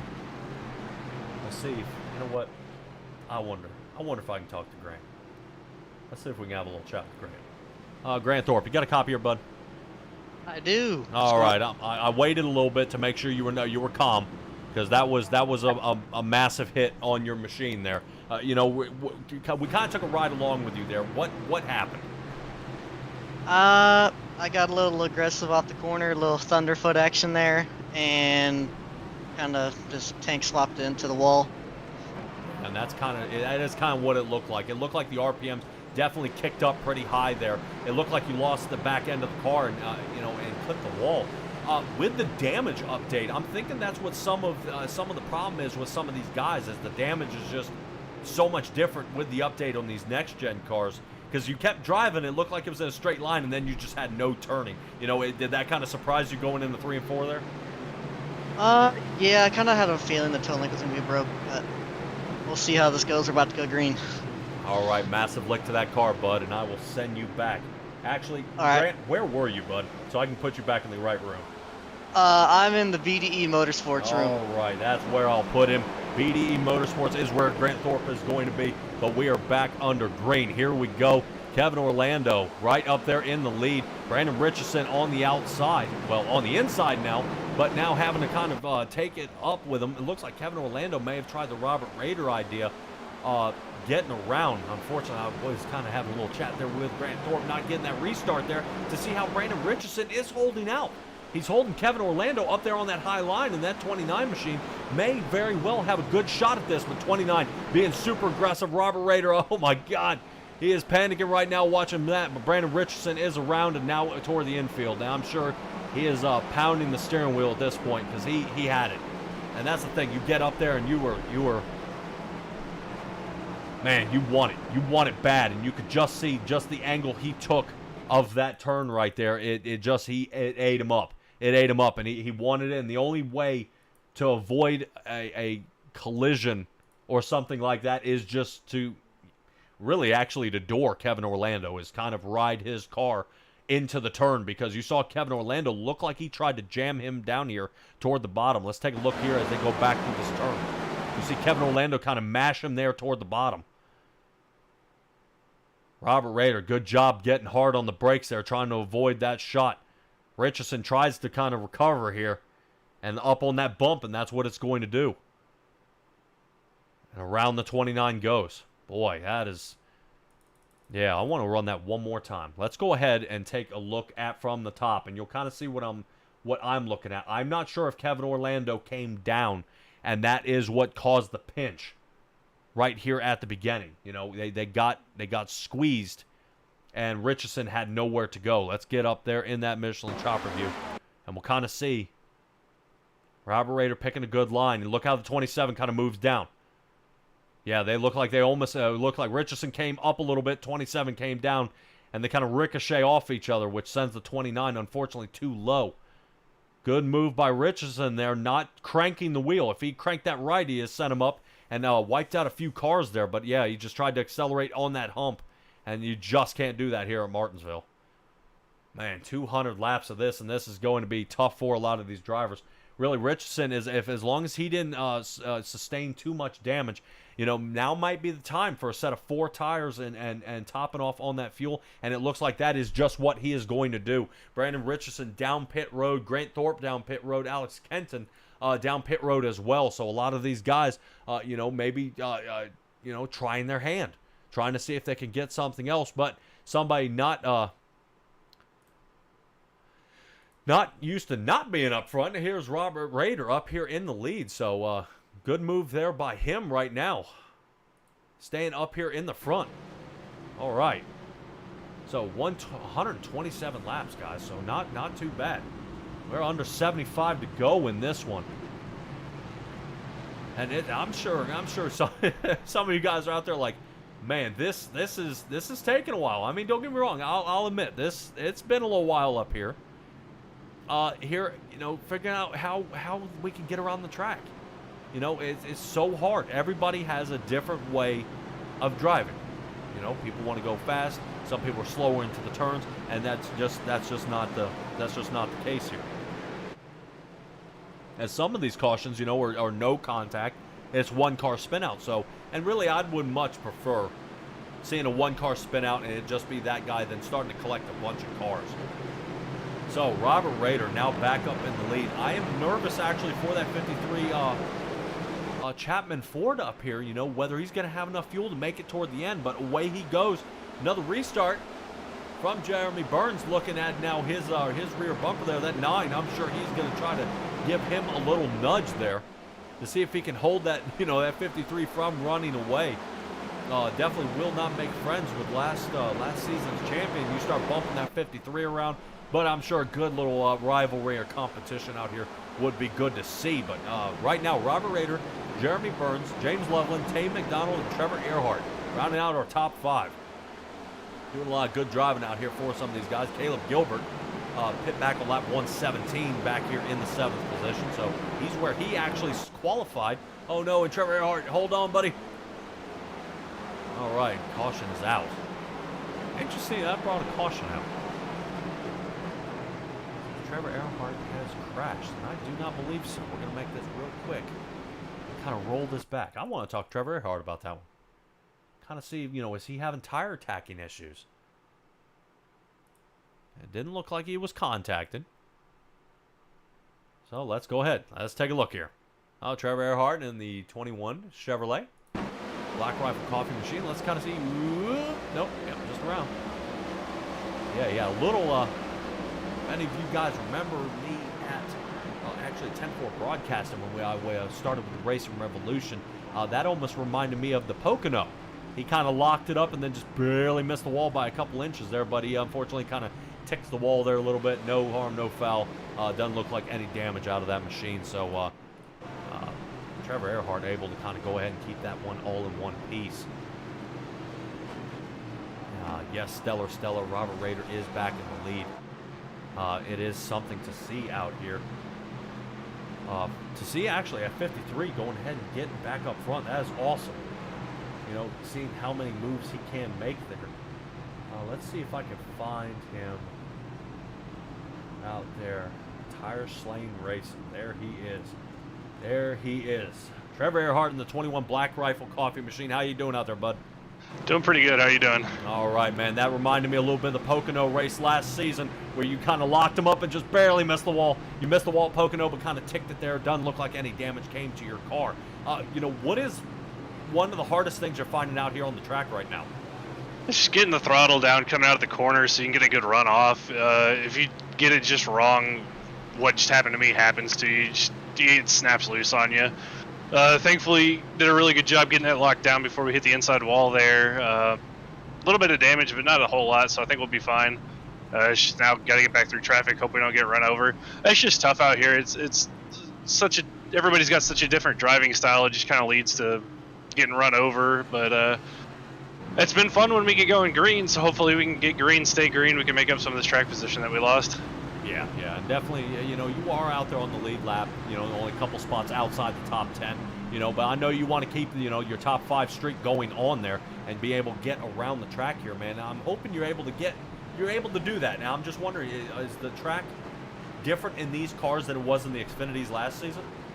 Yeah, so it's these things grip up really well in the center of the corner, and it really gives you a false sense of security on getting back on the throttle, and it leads to you getting loose. That, and you're having to downshift in these things, so that adds another element to it. Oh wow, okay, so you guys are down. How much shifting are you having to do, if I can ask? So at least for me, it's you know, thankfully they have these geared to only 4 gears instead of 5, so every corner you're going down to 3rd gear, then back to 4th and back to 3rd. Okay, so you're having to shift almost every time you go into the turn. Yeah, at least for me, it feels like if you don't do that, you don't get to drive off the corner. So for me, that's my comfortability thing. I don't know how many other drivers are doing it, but at least for me, that's what I'm doing. Okay, well, that may be a good explanation why we see some of these guys, you know, either playing with the throttle or you know, maybe missing a gear, and then now, you know, it's causing a problem, you know, getting in and out of these turns. But Trevor, man, great job, and hopefully I can see you move up to the front there, bud. Thank you. All right, there's Trevor Earhart there. Really great job by him, but, you know, a little tangle up there. Robert Rader back in the lead. Jeremy Burns, oh boy. Wow, Tay McDonald. Looked like he was on the outside there. I'm not quite sure who got a little spin out there. Really got caught up and fell way back. Looked like definitely a tire spin there at the beginning. And sent somebody out of control. Out of control is the 9, Jeremy Burns. He is now around. So we kind of saw that, but I want to roll it back. I want to roll it back to see what happened on that restart. Was it a missed gear, like we talked to Trevor Earhart about, or, you know, or did something bad happen here? And it may have been James Loveland. That's who I'm thinking that was. And I want to take a peek. Let's see if any contact happened maybe for the restart. Let's go ahead and take a look here. James Loveland in the 0-2. Oh, yeah, I don't think any that bump from Parker Johnson may have come to it. But you kind of see the discipline. Look at how James Loveland waited for the field to go. He could have gone ahead and stabbed it, you know, and taken it the rest of the way, you know, and send it 3 wide into that turn, but he didn't. And you know, and really hats off to James Loveland there in his 0-2 Ford to go ahead and just let the rest of the field go, you know, and not jam everybody into that turn as we bring out our 18th caution. This will be a record for the Racing Revolution League, and I'm sure they will not be proud of the amount of cautions here. I mean, this is you know, this is a bummer. Seeing how many cautions, you know, is what is led to this. Yeah, this is actually a new piece for the most amount of cautions in a race. You can't nail one person down to these. A lot of these guys are getting just on a bad run here. Man, that's just a bummer. That is just a bummer. Berube up here in the 10th position. He's staying clean now. I'm sure he may have learned a little bit from what's been getting spun around so many times there. Robert Rader up here in the front. Tay McDonald, tough driver. Tough driver. We've seen him in a couple tracks now, you know, kind of go from the back and work his way to the front. And you know, and he is one to contend with. And, you know, he doesn't seem to qualify well. You know, he qualifies kind of there toward the back, and he's able to fight his way toward the front. And I can't, you know, some people race that way, and that's okay. Tay McDonald doing a great job here, being able to make that 73 Ford, you know, do what he wants. He's actually, you know, gotten out of a lot of wrecks here. He's avoided a lot and been able to get around the track fairly decently. So, you know, aside from Caleb Gilbert, I'd probably say Tay McDonald is going to be one of Robert Rader's tough contenders, I think, for the entire season. I'm probably going to call it here.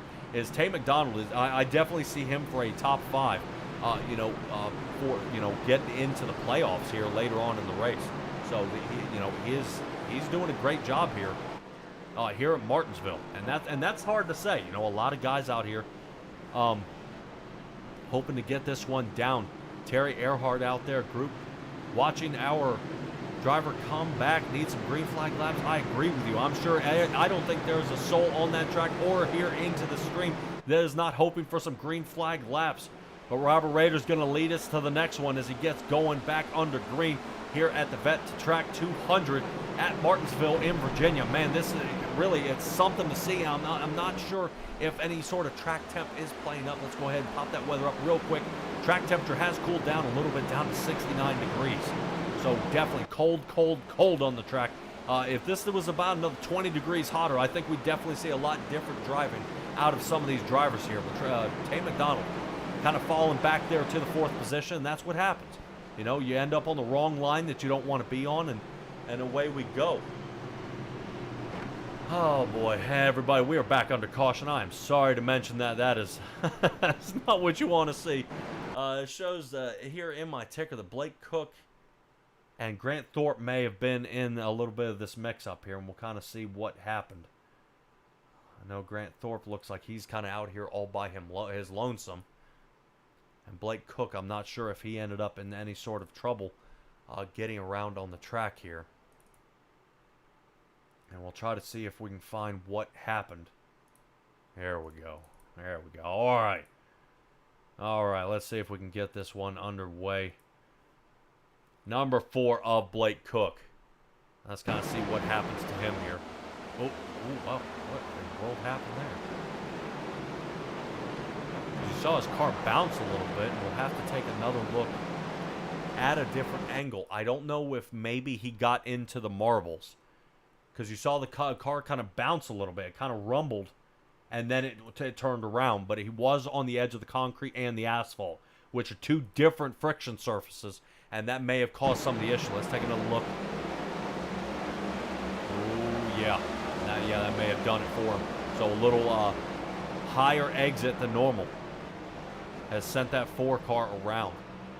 So Blake Cook's 4 Chevrolet still in one piece. Doesn't look like any suspension damage there. And it's just causing a lot of trouble for some of these guys here on the track. Man, but I wonder, you know, would now be... Whew. All right, well, we saw Robert Rader at I believe it was Daytona. He was able to pull out a 3rd place finish there because he ran out of gas, you know, with about 3 or 4 to go. Battled from 9th, scored 3rd, was able to place a podium. You know, so far You know, he's got a third place finish. He had a first place finish last week. Right now he's leading the race up here. But, you know, we'll have to see, you know, how Robert Rader can handle this. He's still got 52 laps to go. I don't know if that's enough fuel. I would almost think pit now and fight your way back up front for the rest of the race. I'd hate to wait later on in the race, you know, where you only got about, you know, 12 to go and you're out of fuel. So it's going to be Robert Rader's call and his team at Four-Star Motorsports there, and they'll have to kind of figure out when would be a good time to pit to go ahead and get that team, you know, all kind of bunched up here in the top 5. So speaking of top 5, Robert Rader, Parker Johnson, Caleb Gilbert, Tay McDonald, and Brandon Richardson here in the top 5. Kevin Orlando, Trevor Earhart going ahead and battled his way back up to the 7th position. Peyton Presley, the silent driver out there in the 8th position. Berube in the 9th, and James Loveland going ahead and pit back on lap 138. Is now here in 10th. I may think with the cautions and everything here, James Loveland may have enough fuel to make it to the end. So good pit strategy by him may be in his future. Only time can tell, but we will have to see. Looks like Kynan may be out of the race. Likens and Fike and Loveridge are out of the race here tonight. So these guys have taken it back to pit. So we are down 4 drivers here at the end. 19th caution, restart. Here we go. Robert Rader off to the races. Well, at the races, but away he goes. Brandon Richardson actually got a real bad start there. Kind of got mashed up. But everybody able to go ahead and keep all together. That was definitely a bad restart there from Brandon Richardson there. Kind of getting dialed back. Kevin Orlando trying to keep calm there to, you know, pick and choose where he wants to go. Kevin Orlando in the 4th position, Tay McDonald 5th, and Trevor Earhart we're taking a look at here in the 6th position. And you kind of see, let's take a look from that spotter position, you see the kind of the front 6 has broken away.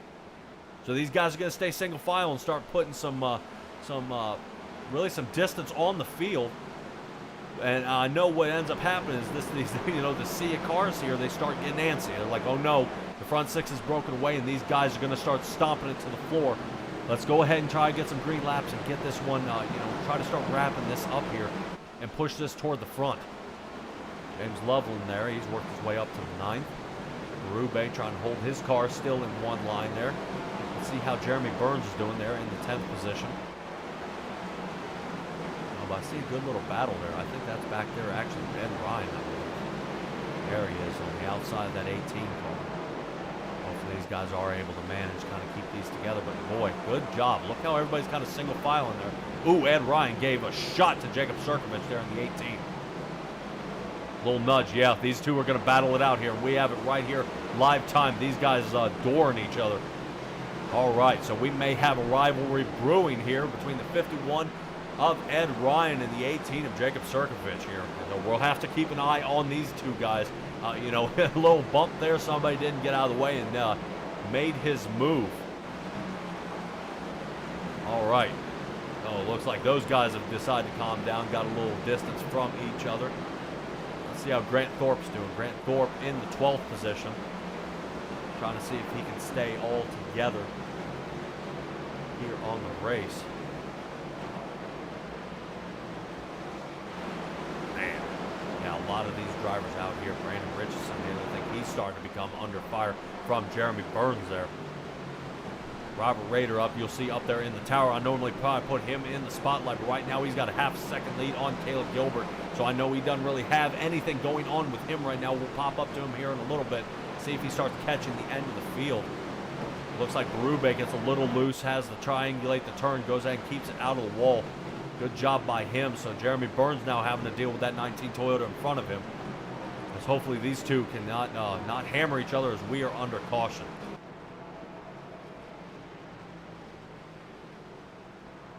I don't know if Ed Ryan may have been in that one, of that 51 machine. Have to take a look at that. And that'll actually bring out a 20th caution. I did not think I would say that here. It is Martinsville. You know, well, I did not think that would this kind of thing would ensue here. Let's take a look here at the Alex Kenton. Let's look at Alex Kenton in the 89. and kind of see if anything happened here with his machine in the 89. Right. Oh, see it? Right there, right on the hump. Turns him around. Ed Ryan, boink, right into him. All right. That may put the 51 and the 18 next to each other again, so we'll have to keep an eye out on that battle between those guys. This is going to be tough. I mean, really, I'm interested to see where some of these guys, get underway and where they decide to go. I want to know if I can talk to one of the drivers out here that's starting to get a little bit of little wound up here, and I do not see him out here in the chat. That is a bummer. I really wanted to have a little chat with Mr. Ed Ryan there in the 51 machine, but I do not see him out here in the chat. All right, let's see. Let's see.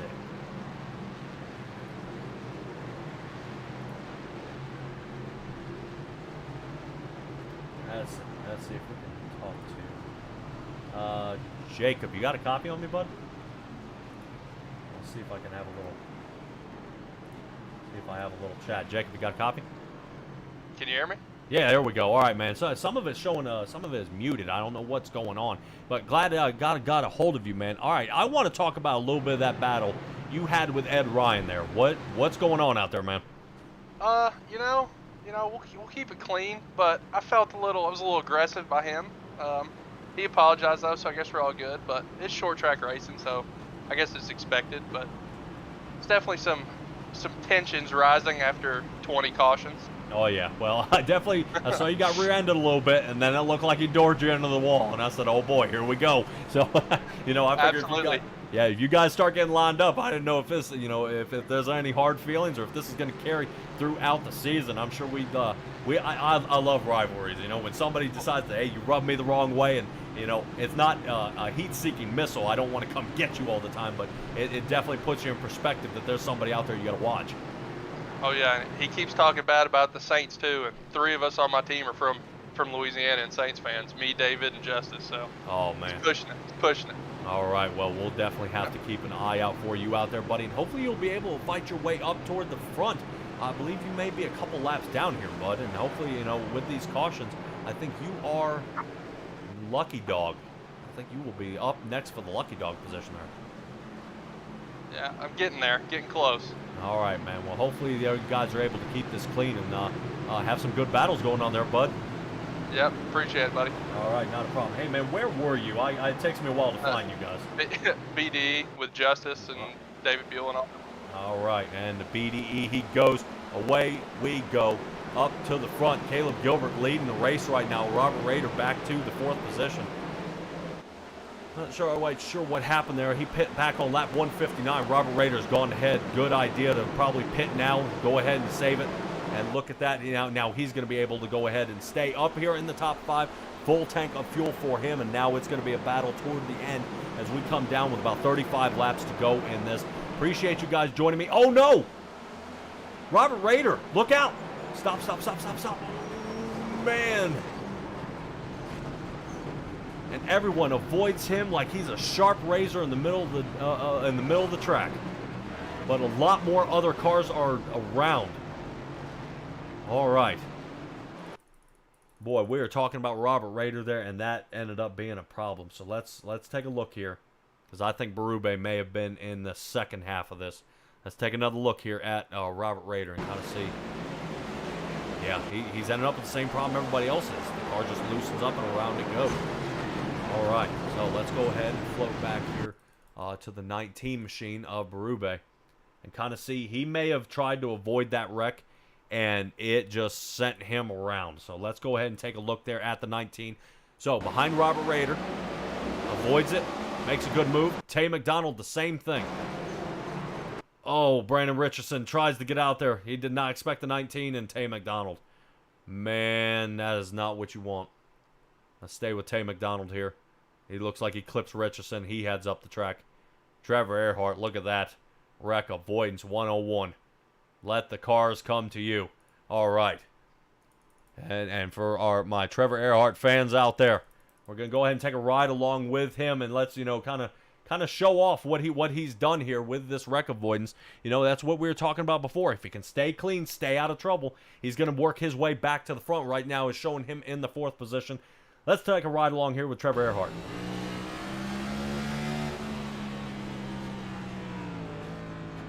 Boy, I hate to see. Look at this second half. Yeah, just slow down and let it happen. Good move there by Jeremy Burns as well, not forcing the issue and pushing his way toward the front. That could have been bad. That could have been bad and tangled up a lot of drivers there. Fortunately, a lot of these guys. Yeah. Ooh, boy. Yeah, all right, for you Robert Rader fans out there, 12th position. So he is now back in pit. Don't know if there's any damage to that car. I would assume not. He may have only come in for fuel and go, but I saw the right sides go up. He is now back out on the track, so maybe a little damage fix there from clipping the wall. Can't blame him. So right now it's showing Robert Rader back there in the 12th position, and he's still got time. And we got 30 laps to make it happen and get his way up to the front. I hate to see him break his top 5 lead here, getting this one around, but you want to talk about man in the back here. James Loveland going ahead here from the front.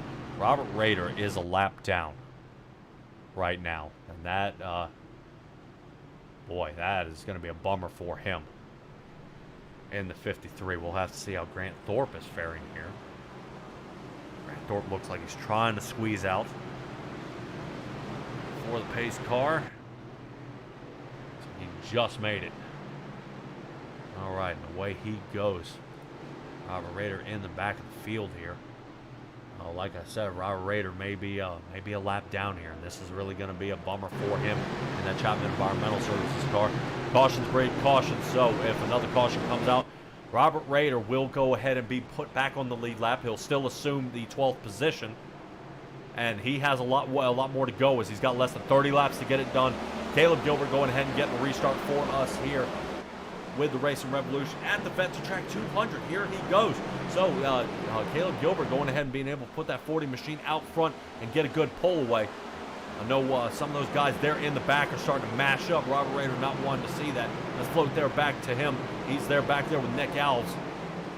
Oop, little nudge there. Little nudge there. Oh, Robert, easy there, bud. Yeah, I think he's starting to get a little worked up. He's starting to get nervous because, he's running out of time here and just not letting those tires heat up. Kind of keep an eye on him there a little bit. He is starting to run around some other lapped cars there. Like I said, he's still in the front. He has to pass Grant Thorpe here, I believe, to get the lucky dog. Don't take my word on that. No, he is Robert Rader will get the lucky dog if he gets his way around. But right now he's kind of battling there with Nick Alves, who's a bunch of laps down. Tay McDonald gets high, kind of clips the wall there a little bit, but no harm, no foul. He still remains in the 10th position, but more damage to that right front of that car is going to start costing some of these guys. Man, you just see just how close this racing is, and boy, wouldn't that be something for Robert Rader to see these guys on the track? No more cautions to the end. That would kind of spoil his night as these guys are now starting to separate. And kind of, starting to figure out, man, this is taking a while. We got to get this thing wrapped up, guys. We got to go ahead and put this one away. As you can see, it looks like Blake Cook shoots the gap there toward the inside. Oh, and Michael Bennett, I believe, gets tangled up with him as well, the 14. 22 cautions. So if you guys were out there playing that lucky guess, if there were going to be 22 cautions right now, you are the winning number. But not at this point. I did see that from that spotter tower we took a little peek at, trying to get an overview of everybody on the track. And it looks like I said, it looked like Blake Cook tried to shoot the gap there on the inside of turn 3, and just the car just wasn't holding it. So let's take a look here. Blake Cook, 4 machine inside. Everything's okay. Oh, yeah, low bump there, kind of mashes it. Oh, man, all right, well, not Blake Cook there. It looks like Michael Bennett might actually loosen up there on the outside. Not used to running that outside line, just kind of disconnected. All right. Well, this is something here, ladies and gentlemen. This is something. And you know, and really it shows a lot of a lot about my viewers out there. You guys are sticking around watching this one unfold. You know, 23 to go. You just saw Robert Rader pass the pace car. He is now going to be back on the lead lap. I know he's a fan favorite out there. A lot of viewers out there to win a lot of these races. And now he's going to have another chance on the lead lap. Right now in the 11th position. Moved up to 10th because I believe Grant Thorpe is down pit road again, probably trying to hammer out a few more of those dents on that 77 machine, and you know, get their way around here. So Robert Rader, you know, going to have another chance here. Still a top 10 finish, 22 laps to get it done. He's got to place, you know, really well where he aims to finish this one out. And we'll go ahead. You know what? I'm going to go ahead and talk to him again. Let's go ahead and have a little chat. Let's have a little chat with Robert Rader again. Robert, you got a copy here, bud? I got you, Patrick. All right, bud. Well, you are back down pit road, which is something I was not expecting to see here. What's going on here, bud? Well, we just got the lucky dog and got a little more damage to repair on the car, so we'll put some tires on, fix a couple seconds, come back out here and see where we can finish up. All right, man. Well, you are winding down with about 20 laps to go. Right now, you're the man on the move to, you know, make it happen here. You know, it's hard to say. What is the angle here? Because you got to be kind of quick. That pace car's coming around that turn. Yeah, we're good. Yeah, the plan here is basically just, you know, I don't know. Words. Well, it was all good till I went and wrecked it myself there, so. All right, well, feel bad about that, but, you know, what it comes down to here is back on the lead lap. We'll start behind these guys. They'll wreck some more. Somehow I had required repairs on the car and only 30 seconds, and the car feels fine. So, I mean, if we can get a little lucky here, we still got a shot at it, I think. All right, well, hopefully you are able to get that done, but, you know, I know you got to get sliced back up toward the front. Not sure if that is where you need to be. Is it telling you got to pass any cars there, bud? No, at Lucky Dog, I got to start all the way in the back. Oh, boy, that's going to be a sickening feeling. You have a sea of cars in front of you, bud, so try to keep it clean, because I'm sure there's going to be another one here, and you got about another 20-some-odd drivers in front of you. Yeah, I'll be ready to dodge it, Patrick. All right, Rob. Hopefully I'll see you in the end. All right, thanks. All right, Robert Rader there. So he is going to have a shot at this. But I'm not taking anything away from Caleb Gilbert here in the 40 machine as he goes ahead and takes another restart here. 19 to go here, ladies and gentlemen. You guys out here sticking around with me here at Simtrack's broadcasting. This is something, this is starting to be, you know, just the war of attrition even for these drivers. These guys have been out here a long time, and I'm sure they're starting to feel it. And I know we are too, but man, I'm hoping they're going to go ahead and get this thing wrapped up. I know, you know, Robert Rader's got to be pushing a whole lot, trying to fight his way toward the front. You know, if another caution happens, it'll have him pass the lapped cars. And then he'll be able to slice past half those drivers. It looks like Berube may have bit the wall again there. We saw the 19 kind of get hammered. Take a hard shot there. Kevin Orlando moved his way up into the second position. We got a car around. Oh, no, Trevor Earhart. Oh, some of those Earhart fans are not going to be happy about that. That is going to be a lucky break for Robert Rader out there. You know, I like seeing Trevor Earhart place up front. You know, he's been doing a fantastic job staying out of trouble. But for those Earhart fans out there, you know, I'm hoping when we look back at this replay here that, you know, he did not get a massive amount of damage here. I'm trying to see if we can find a good angle of what happened here. Trevor Earhart, we know him. Our favorite driver in his Black Rifle Coffee. 21 there on this turn. Let's take a look and see what happened here. Oh, whoa. Yeah, hard on that throttle, and that's what he was saying. Just some difficulties on that throttle. Circovich there, he kind of came in a little late. I'm wondering if he was avoiding that from the beginning. And I want to take a little peek at the 18 and kind of see what turned him around. Circovich there. And I'm thinking he may have made contact. There may have been contact with another vehicle here. Let's take a look at the 18. Tay McDonald on the outside. Whoop, almost hits the wall. And oh, dude, they both share the same piece of real estate. Look at that. How they both clip each other. So Trevor Earhart is going to suffer some damage out of that. And hopefully Those cars are not broken. Let's take a quick little peek here. Let's get a little closer. All right, looks like we have 2 vehicles. Uh-oh. Yeah, Circovich, that right front may be broken. Oh, the toe link might have come off. Oh, yeah, it's broke. Dang, at 18. Behind the 8 ball again. That is going to be a bummer for the 18 machine. So Jacob Circovich is definitely going to have to head back down pit road and try this again. 14 to go. Robert Rader in the 10th position. So I like to keep eye on a lot of these fast movers out there. You know, Robert Rader having another chance, so he's able to almost cut this field in half here and give it another shot. I'm sure he'll be able to move his way toward the front, and we'll kind of see how that goes for him. Who is... Where is he?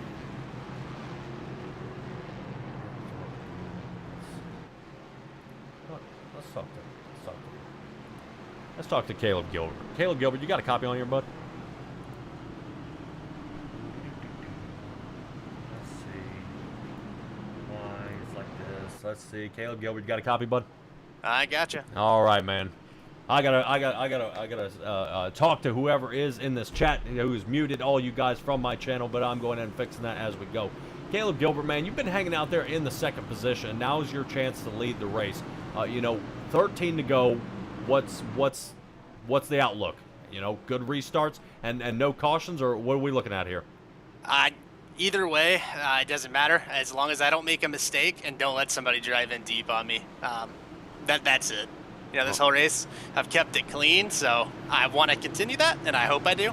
I just stay where I am. That's all you can hope. No mistakes. All right, pace car lights are off. Outside line has seen what you've chosen here. You think it's going to work out for you? Are you able to? You guys taking that outside line to try to get a good sweep on the inside? Yeah, I am. I got a teammate on my inside, so helping him out as much as possible is a big thing. But we are going green here. Wish me luck, boys. Yep, take it easy, bud.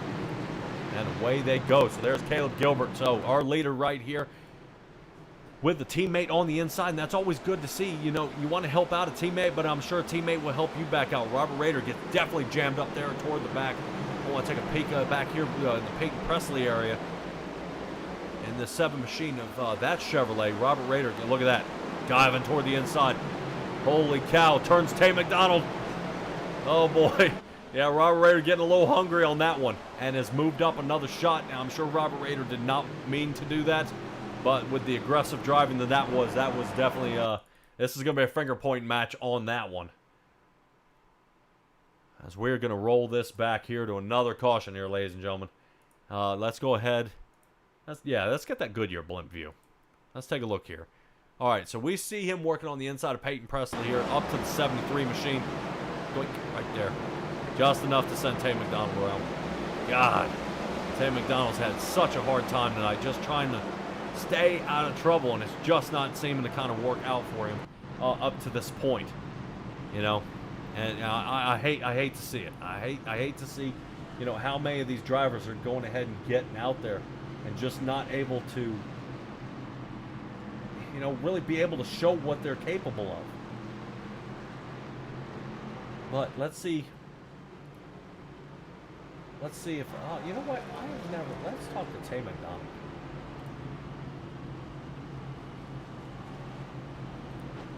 Let's see if we can talk to Tay McDonald here. Tay, you got a copy on me, bud? Yes, sir. How's it going? All right, man. Hopefully you took a deep breath there. We're able to kind of calm down. I know Robert Rader kind of sent it toward the inside, but it's not just that this race, man.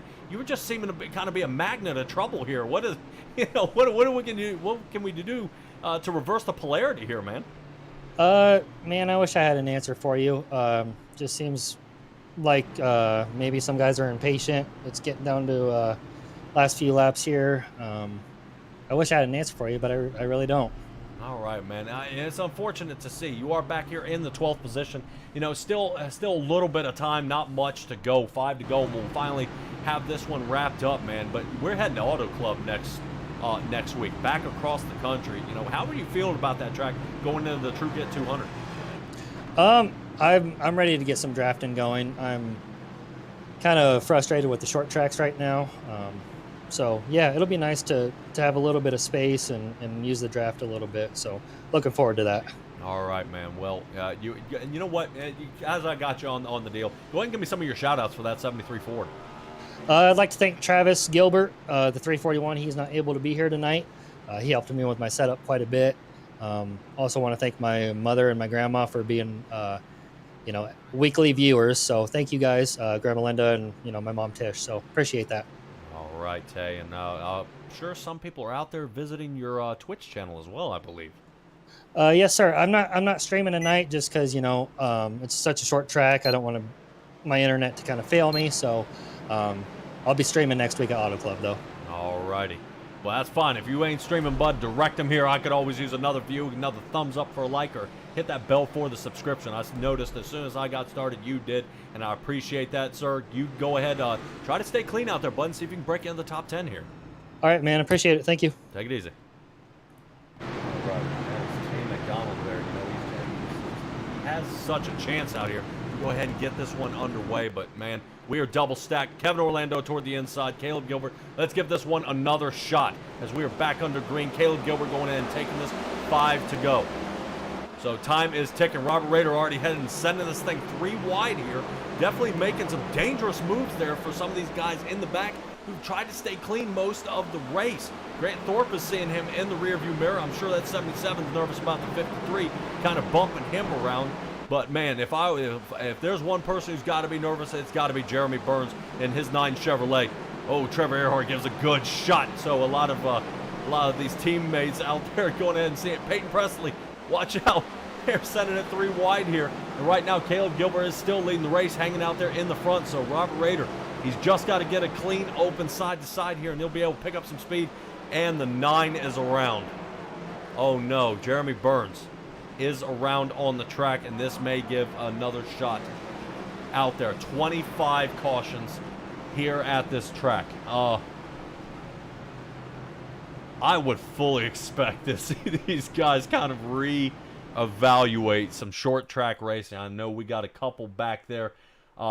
Bristol will be another track there to see these guys, get scrambled up here. To me, I think Bristol may be a lot easier, more of a mixing bowl style, a lot more banking rather than here. I believe it's only 12 degrees of banking, so it is going to be definitely a rough shot for that. So let's go ahead and let's take a look here at Jeremy Burns in the 9 coming out of this turn here, and let's kind of take a look and see what happened. Oh, Grant Thorpe gets loose. Oh no. Okay, that's what happened. Grant Thorpe got loose. Burns nowhere to go there. I'm hoping Jeremy Burns is not broken, because he had a good run going here tonight. All right. Well, I believe this will go down to a green-white checkered here, and we'll kind of see how this goes. I think they'll have a couple of these tonight, and then we'll see how this goes. So 3 to go. Once that white flag comes out, guys, whatever wrecks you see happening, they're going to happen. It's going to be that. It's over. Jeremy Burns right now back in the 11th position. He's going to go ahead and pit. May fix some of that damage. Why not? I mean, if you're already in the back of the pack, go ahead and get it done. Out there in the chat, let's go ahead and talk to some of you guys. Ted Wreckage, let's see. You may want to forget this one ever existed. Yeah, who picked this track? I wouldn't say it's picked the track. I know the admins, they kind of come to a vote of which track to pick and which one, to come out here. And really, the worst thing that could happen, and I could probably agree with Ted Wreckage there out there in the YouTube chat out there, every time an update happens, it does something like this. And to me, I would much rather an update come around when we're doing something like Talladega, or we're doing something like Daytona, or a big track where you can kind of relearn the car. This update has now changed all the dynamics that they've been practicing all week, and it changed it right before this race, actually starting, I believe, 9 o'clock this morning, that the update was available, and that gave them less than 12 hours to figure this car out, reset it up, and re-rack them. So what you're seeing tonight is just, my car was fine not but 3 days ago, And tonight, it's all messed up, and we're trying to make the best of it. And it's really a bummer. I'm sure you guys wouldn't want to see, this race postponed, because it could still be a problem. It may take these guys a whole nother week to figure this out. Which fortunately, we are at Auto Club next week, a nice big open track. We can sometimes get 3-4 wide at that track. It's a little bumpy, but it is one of those ones, that you have many chances for a pass. But it's going to be, it's going to be hard to say. But now you're here in the short track. They've changed the car, and now we're trying to, we're trying to race them door to door, and it's just not working. The Gen 7 cars, these things are experimental still to this point. But I agree. I feel your frustration out there, guys, and it's one of those things. So our first green-white checkered attempt here. Caleb Gilbert there on the outside with Kevin Orlando on the inside. Parker Johnson, after some trouble there, going ahead and getting to the third. And James Loveland, with his ultimate discipline, going ahead and staying in the fourth position. I'm sure he wants to move up a little bit. But we're going to rotate back here to the battle for third. Goes ahead and looks like James Loveland looking toward the inside. Boy, Parker Johnson, good move there toward the inside. Loveland actually opting to go for the outside line here. It is working out for him as it looks like he goes ahead and he's able to hook some of that speed. White flag is out. So James Loveland going ahead and working his way up into the third position, trying to see if he can sneak, and I'm sure he may try a dive maneuver to see if he can go ahead and work around Kevin Orlando there on the outside, see if he can get real close, but a solid third it looks like it's going to be. So Caleb Gilbert, Kevin Orlando, and James Loveland super close, almost getting him. As you see up there in our tower there, he only missed him by by about 60 thousandths of a second there. Wow. All right, well, that was close. James Loveland, give it to him in that 0-2 for going ahead and sticking it in there and trying to, really push it on around. Robert Rader fans, he still nailed a top 5. So Sean Lattin, you got to be thinking points-wise, man, this dude nailed the pole and came up to the top 5. That is, man, Robert Rader can drive. This dude can get anywhere he wants. And that is something to see out of this, a lot of these drivers out here, what they're able to do and where they were able to kind of place it here. Wow. A lot of driving out of these drivers here, being able to get around and how they're going to go ahead and take this. So I know I'm going to be looking for James Loveland here. I know I need him. And wow, what a move by so many of these drivers trying to just battle it out and keeping it, where it needed to be. All right, we're going to go ahead and let's get James Loveland in here. James Loveland. Where are you, my man? Let's see. James Loveland. All righty. James Loveland, you got a copy? I got you. Oh, man, dude. All right. You drove that thing around Parker Johnson and almost gave Kevin Orlando a run for his money. Did you think if you had another couple more turns, you might have had him? Yeah, probably one more lap, I would have got a second, but yeah, it was just super difficult to pass. Dude, that 0-2 Ford, man, that thing was scooting here tonight. Really being able to slide around these turns. You did get in some trouble. I know you spun off a restart, and I made sure to actually show that on the replay that you went down to the bottom of the track and kind of let the rest of the field pass you. Instead of some of what they call a rookie move, shoot into the turn and start jamming guys up 3 wide, and it causing a huge problem. And really, hats off to you there, bud. Yeah, I just made a rookie mistake myself and just gave a little too much gas in the start and spun the tires bad. And I just pulled over and let them go. Changed up my strategy at the end there. Yeah, really. It's great to see you out here, still nailing a third-place finish here tonight. And it's not easy here at the Racing Revolution to really get into a podium position. Wins are hard to come by. Getting up top and staying out of trouble is hard to come by. But you guys raced clean. This just happens to be a fact of an update with these cars and now short track racing. Other than needing more green flag laps, what would have really sealed the deal for you to pull the win out here tonight? Definitely that track position. I think being that lead car was total control, and you could just do pretty much whatever you wanted. Also, letting Kevin get by there towards the end, then they were teammates, and they were setting up their own strategy to keep them first and second, so I tried my best to break it up and go for a win, but yeah, I did what I could, and I'm still happy with the top 3 for Martinsville. All right, yeah, no kidding, and especially, yeah, top 3 at Martinsville. But really, what are we looking to see out of you coming up to the Auto Club run next week? I'm excited. It's probably one of my top tracks, like, that I enjoy. I don't know if I'm the best there, but we'll see how it goes. It's going to be a lot of different lane racing, a lot of fun, and I look forward to it. Hopefully go back in or get to victory lane there. I agree. And one thing about Auto Club is some people don't realize is mastering entering turn 3. That bump, people try to turn before that bump, and it bucks the front end of the car, and that's where the damage happens, and the carnage follows right after that. But James Loveland, great job here tonight in your 02 Ford. Go ahead and give me those shout-outs, bud, and we'll get you on the road. Yeah, shout out to you guys at the broadcast for broadcasting the race. I have to check it back again, and shout out to the league. You know, it may not have been the best night, but it's Martinsville, and this league is awesome. These guys are really great.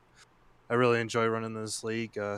Gave up a few competitive leagues to run in this league, and man, it doesn't disappoint. So huge shout out to them, and yeah, shout out to my team. Hopefully we can come back next week and try to get a win, one of us.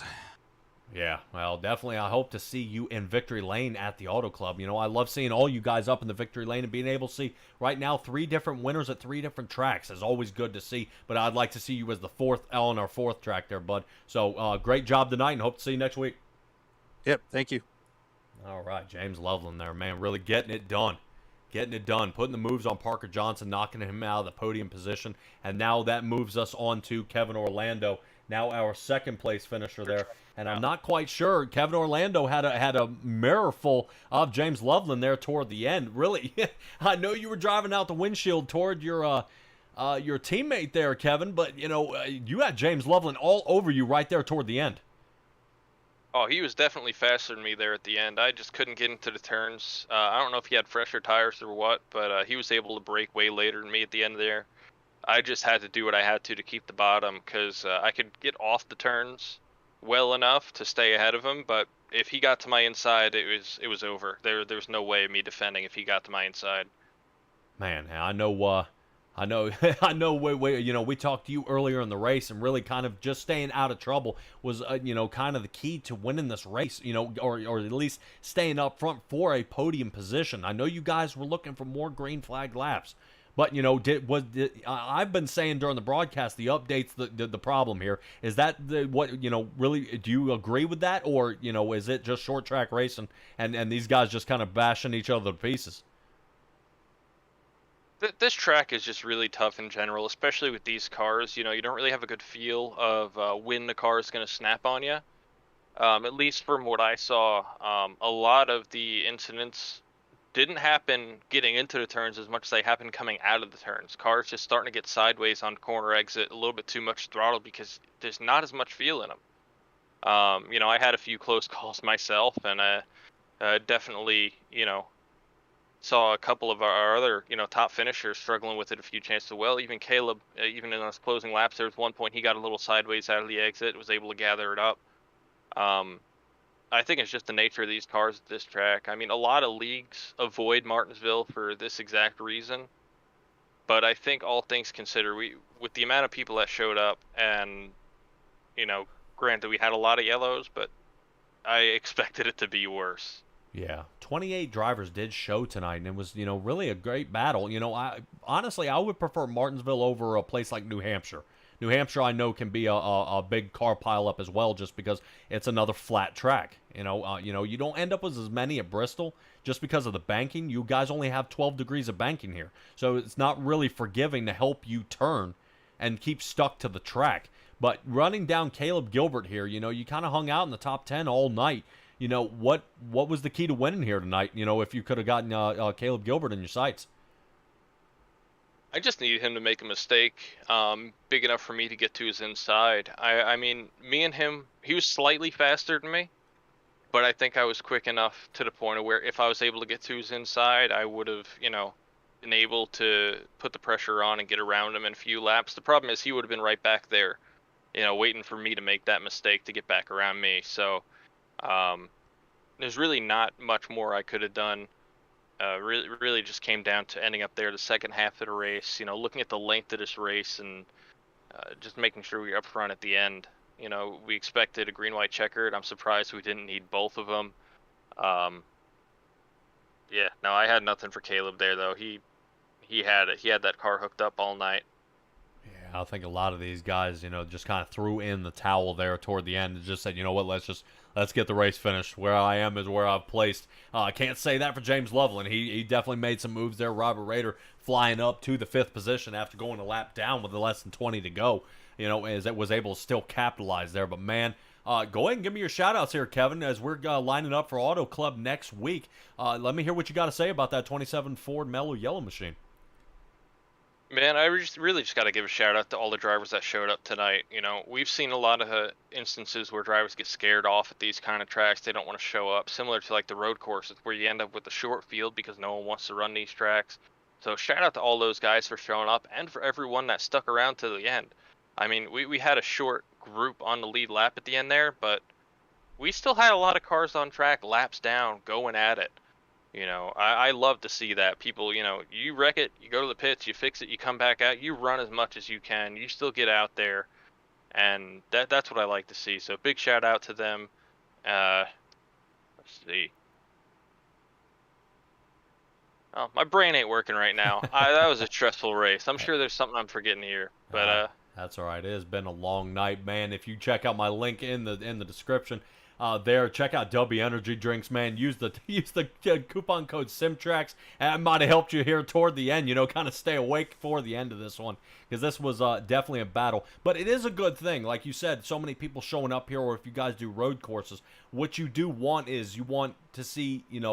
Some guys are better at super speedways. Some are better at short tracks. Some are better at the mile and a half. So what you guys have done with the schedule has been able to open it up and actually give everybody a good chance to, either come away with a win or be able to sling into the playoffs here. And it's really, to me, it's a great schedule. It was just kind of a botched race on this one.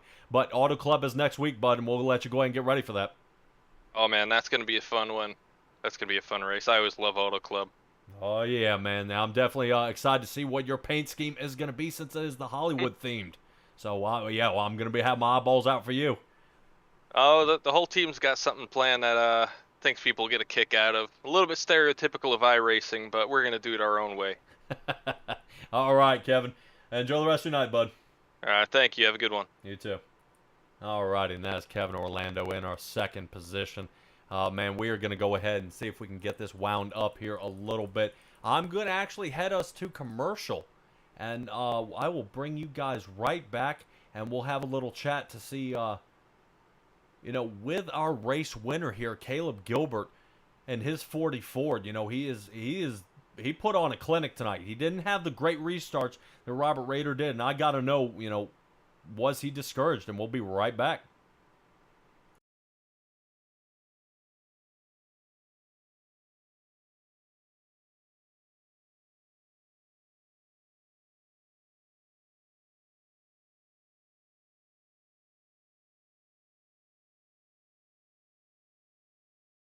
One area of our business where we impact the local communities pretty heavily is the school systems. So we work for school systems all over the northern part of the state of New Jersey. We operate their water systems, their wastewater systems. We do a lot of their permitting and compliance work, and we ensure that the water that the kids drink is clean. We go out and do the sampling to ensure that it's not contaminated. And we also treat the wastewater that's being generated at a lot of these facilities as well before it gets discharged to the environment. So we are supporting the local community through supporting the boards of education and the local school systems.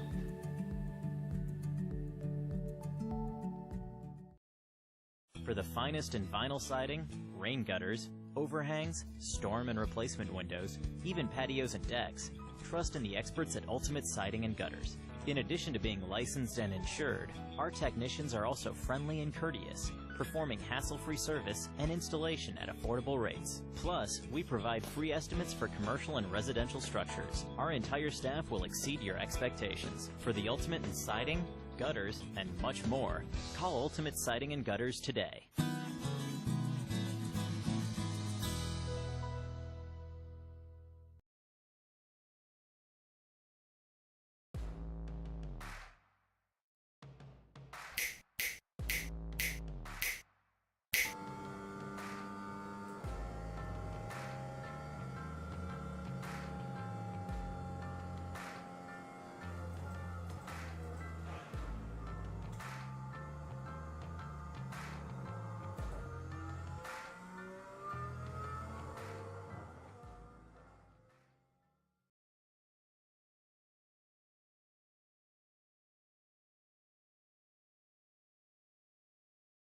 Alrighty, and we are back after those commercials. I've got Caleb Gilbert run down, and man, he's got a bunch of answers for me about how this race went. Caleb, I know you got a copy for me, man, but you take away the win for the Vet2Track 200 here at Martinsville, man. What was the key to winning here tonight? The biggest key, without a single doubt, was keeping it clean. I looked at the end. I was the only person with a 0x, so I had no big contact points. I had a bump here and there, but nothing major. So I was able to kind of play off my own strategy. No unscheduled pit stops, no having to sit, lose track position. That was the biggest key by far. I could do what I wanted when I wanted instead of depending on, getting turned or turning somebody else. Things of that nature. So that was the biggest key, having teammates help by far on restarts. We all worked with each other the whole time, and if it came down to it, we're going to race each other clean. And everybody the whole race was really good to race around, so shout out to those guys. Yeah, you said everything was kind of going according to plan, but we did see you start on the inside and the outside of Robert Rader when he had a good string of restarts out there, and it just couldn't seem to really knock down that restart. I mean, was that kind of, it's okay, I'll just kind of follow behind him like you were at kind of Daytona there and kind of hang in the back and let the race come to you, or were you planning on trying to put him into the wall? I'm gonna race Rob clean. He and Nick before the race. This is probably my worst track. Well, it was, I could say. But Rob helped me before the race. We spent probably an hour and a half teaching me, the shifting points. So shout out to him and Nick for doing that. First off, but there's a big amount of respect on the restarts when Rob's there, and he's choosing the outside. You never really want the outside at Martinsville. The way that the restart box worked today. Oh, excuse my dog there. Don't know if that came through. Oh, you're fine. But the way that works, essentially, even if I know when he's going, I cannot stay with him. So him going, he gets all clear. He gets to drive down deep into turn one. And he's trusting me not to run over him. So there's a lot of trust there. We weren't going to do that. And I was also, I'm not going to say I wasn't, but I was, seeing what he was doing on restarts, where he went, what lane he ran. So at the end of the race, if he still was up there, I had a shot to get him and get him clean at that. Yeah, what a great race, and it was. You were clean, nothing happened really, and just not, right, the unscheduled pit stops. And really was a perfect night for that 40 Ford machine that you ran out there tonight. But up next, man, I know I hate to cut your win short here, but we got Auto Club coming up here, and that is going to now head you guys back across the country to another long, track that is nothing but drafting and kind of tire wear concerns. How are you feeling going into that one? I'm pretty confident. Auto Club's a good track for me. It's one of those where one bad green flag pit stop, one wreck that happens, you never know what can happen. I'm confident in my speed there, but, I've learned this week that practice makes perfect. Yeah, and a lot of practice some people do need at Auto Club. I agree. It is one of my favorites as well, and I can't wait to see what you have to put on there. I mean, you've really been putting a clinic on this league so far, between lead laps and consistency right now. You've been up in the front a lot lately, and, I hope this run doesn't end for you.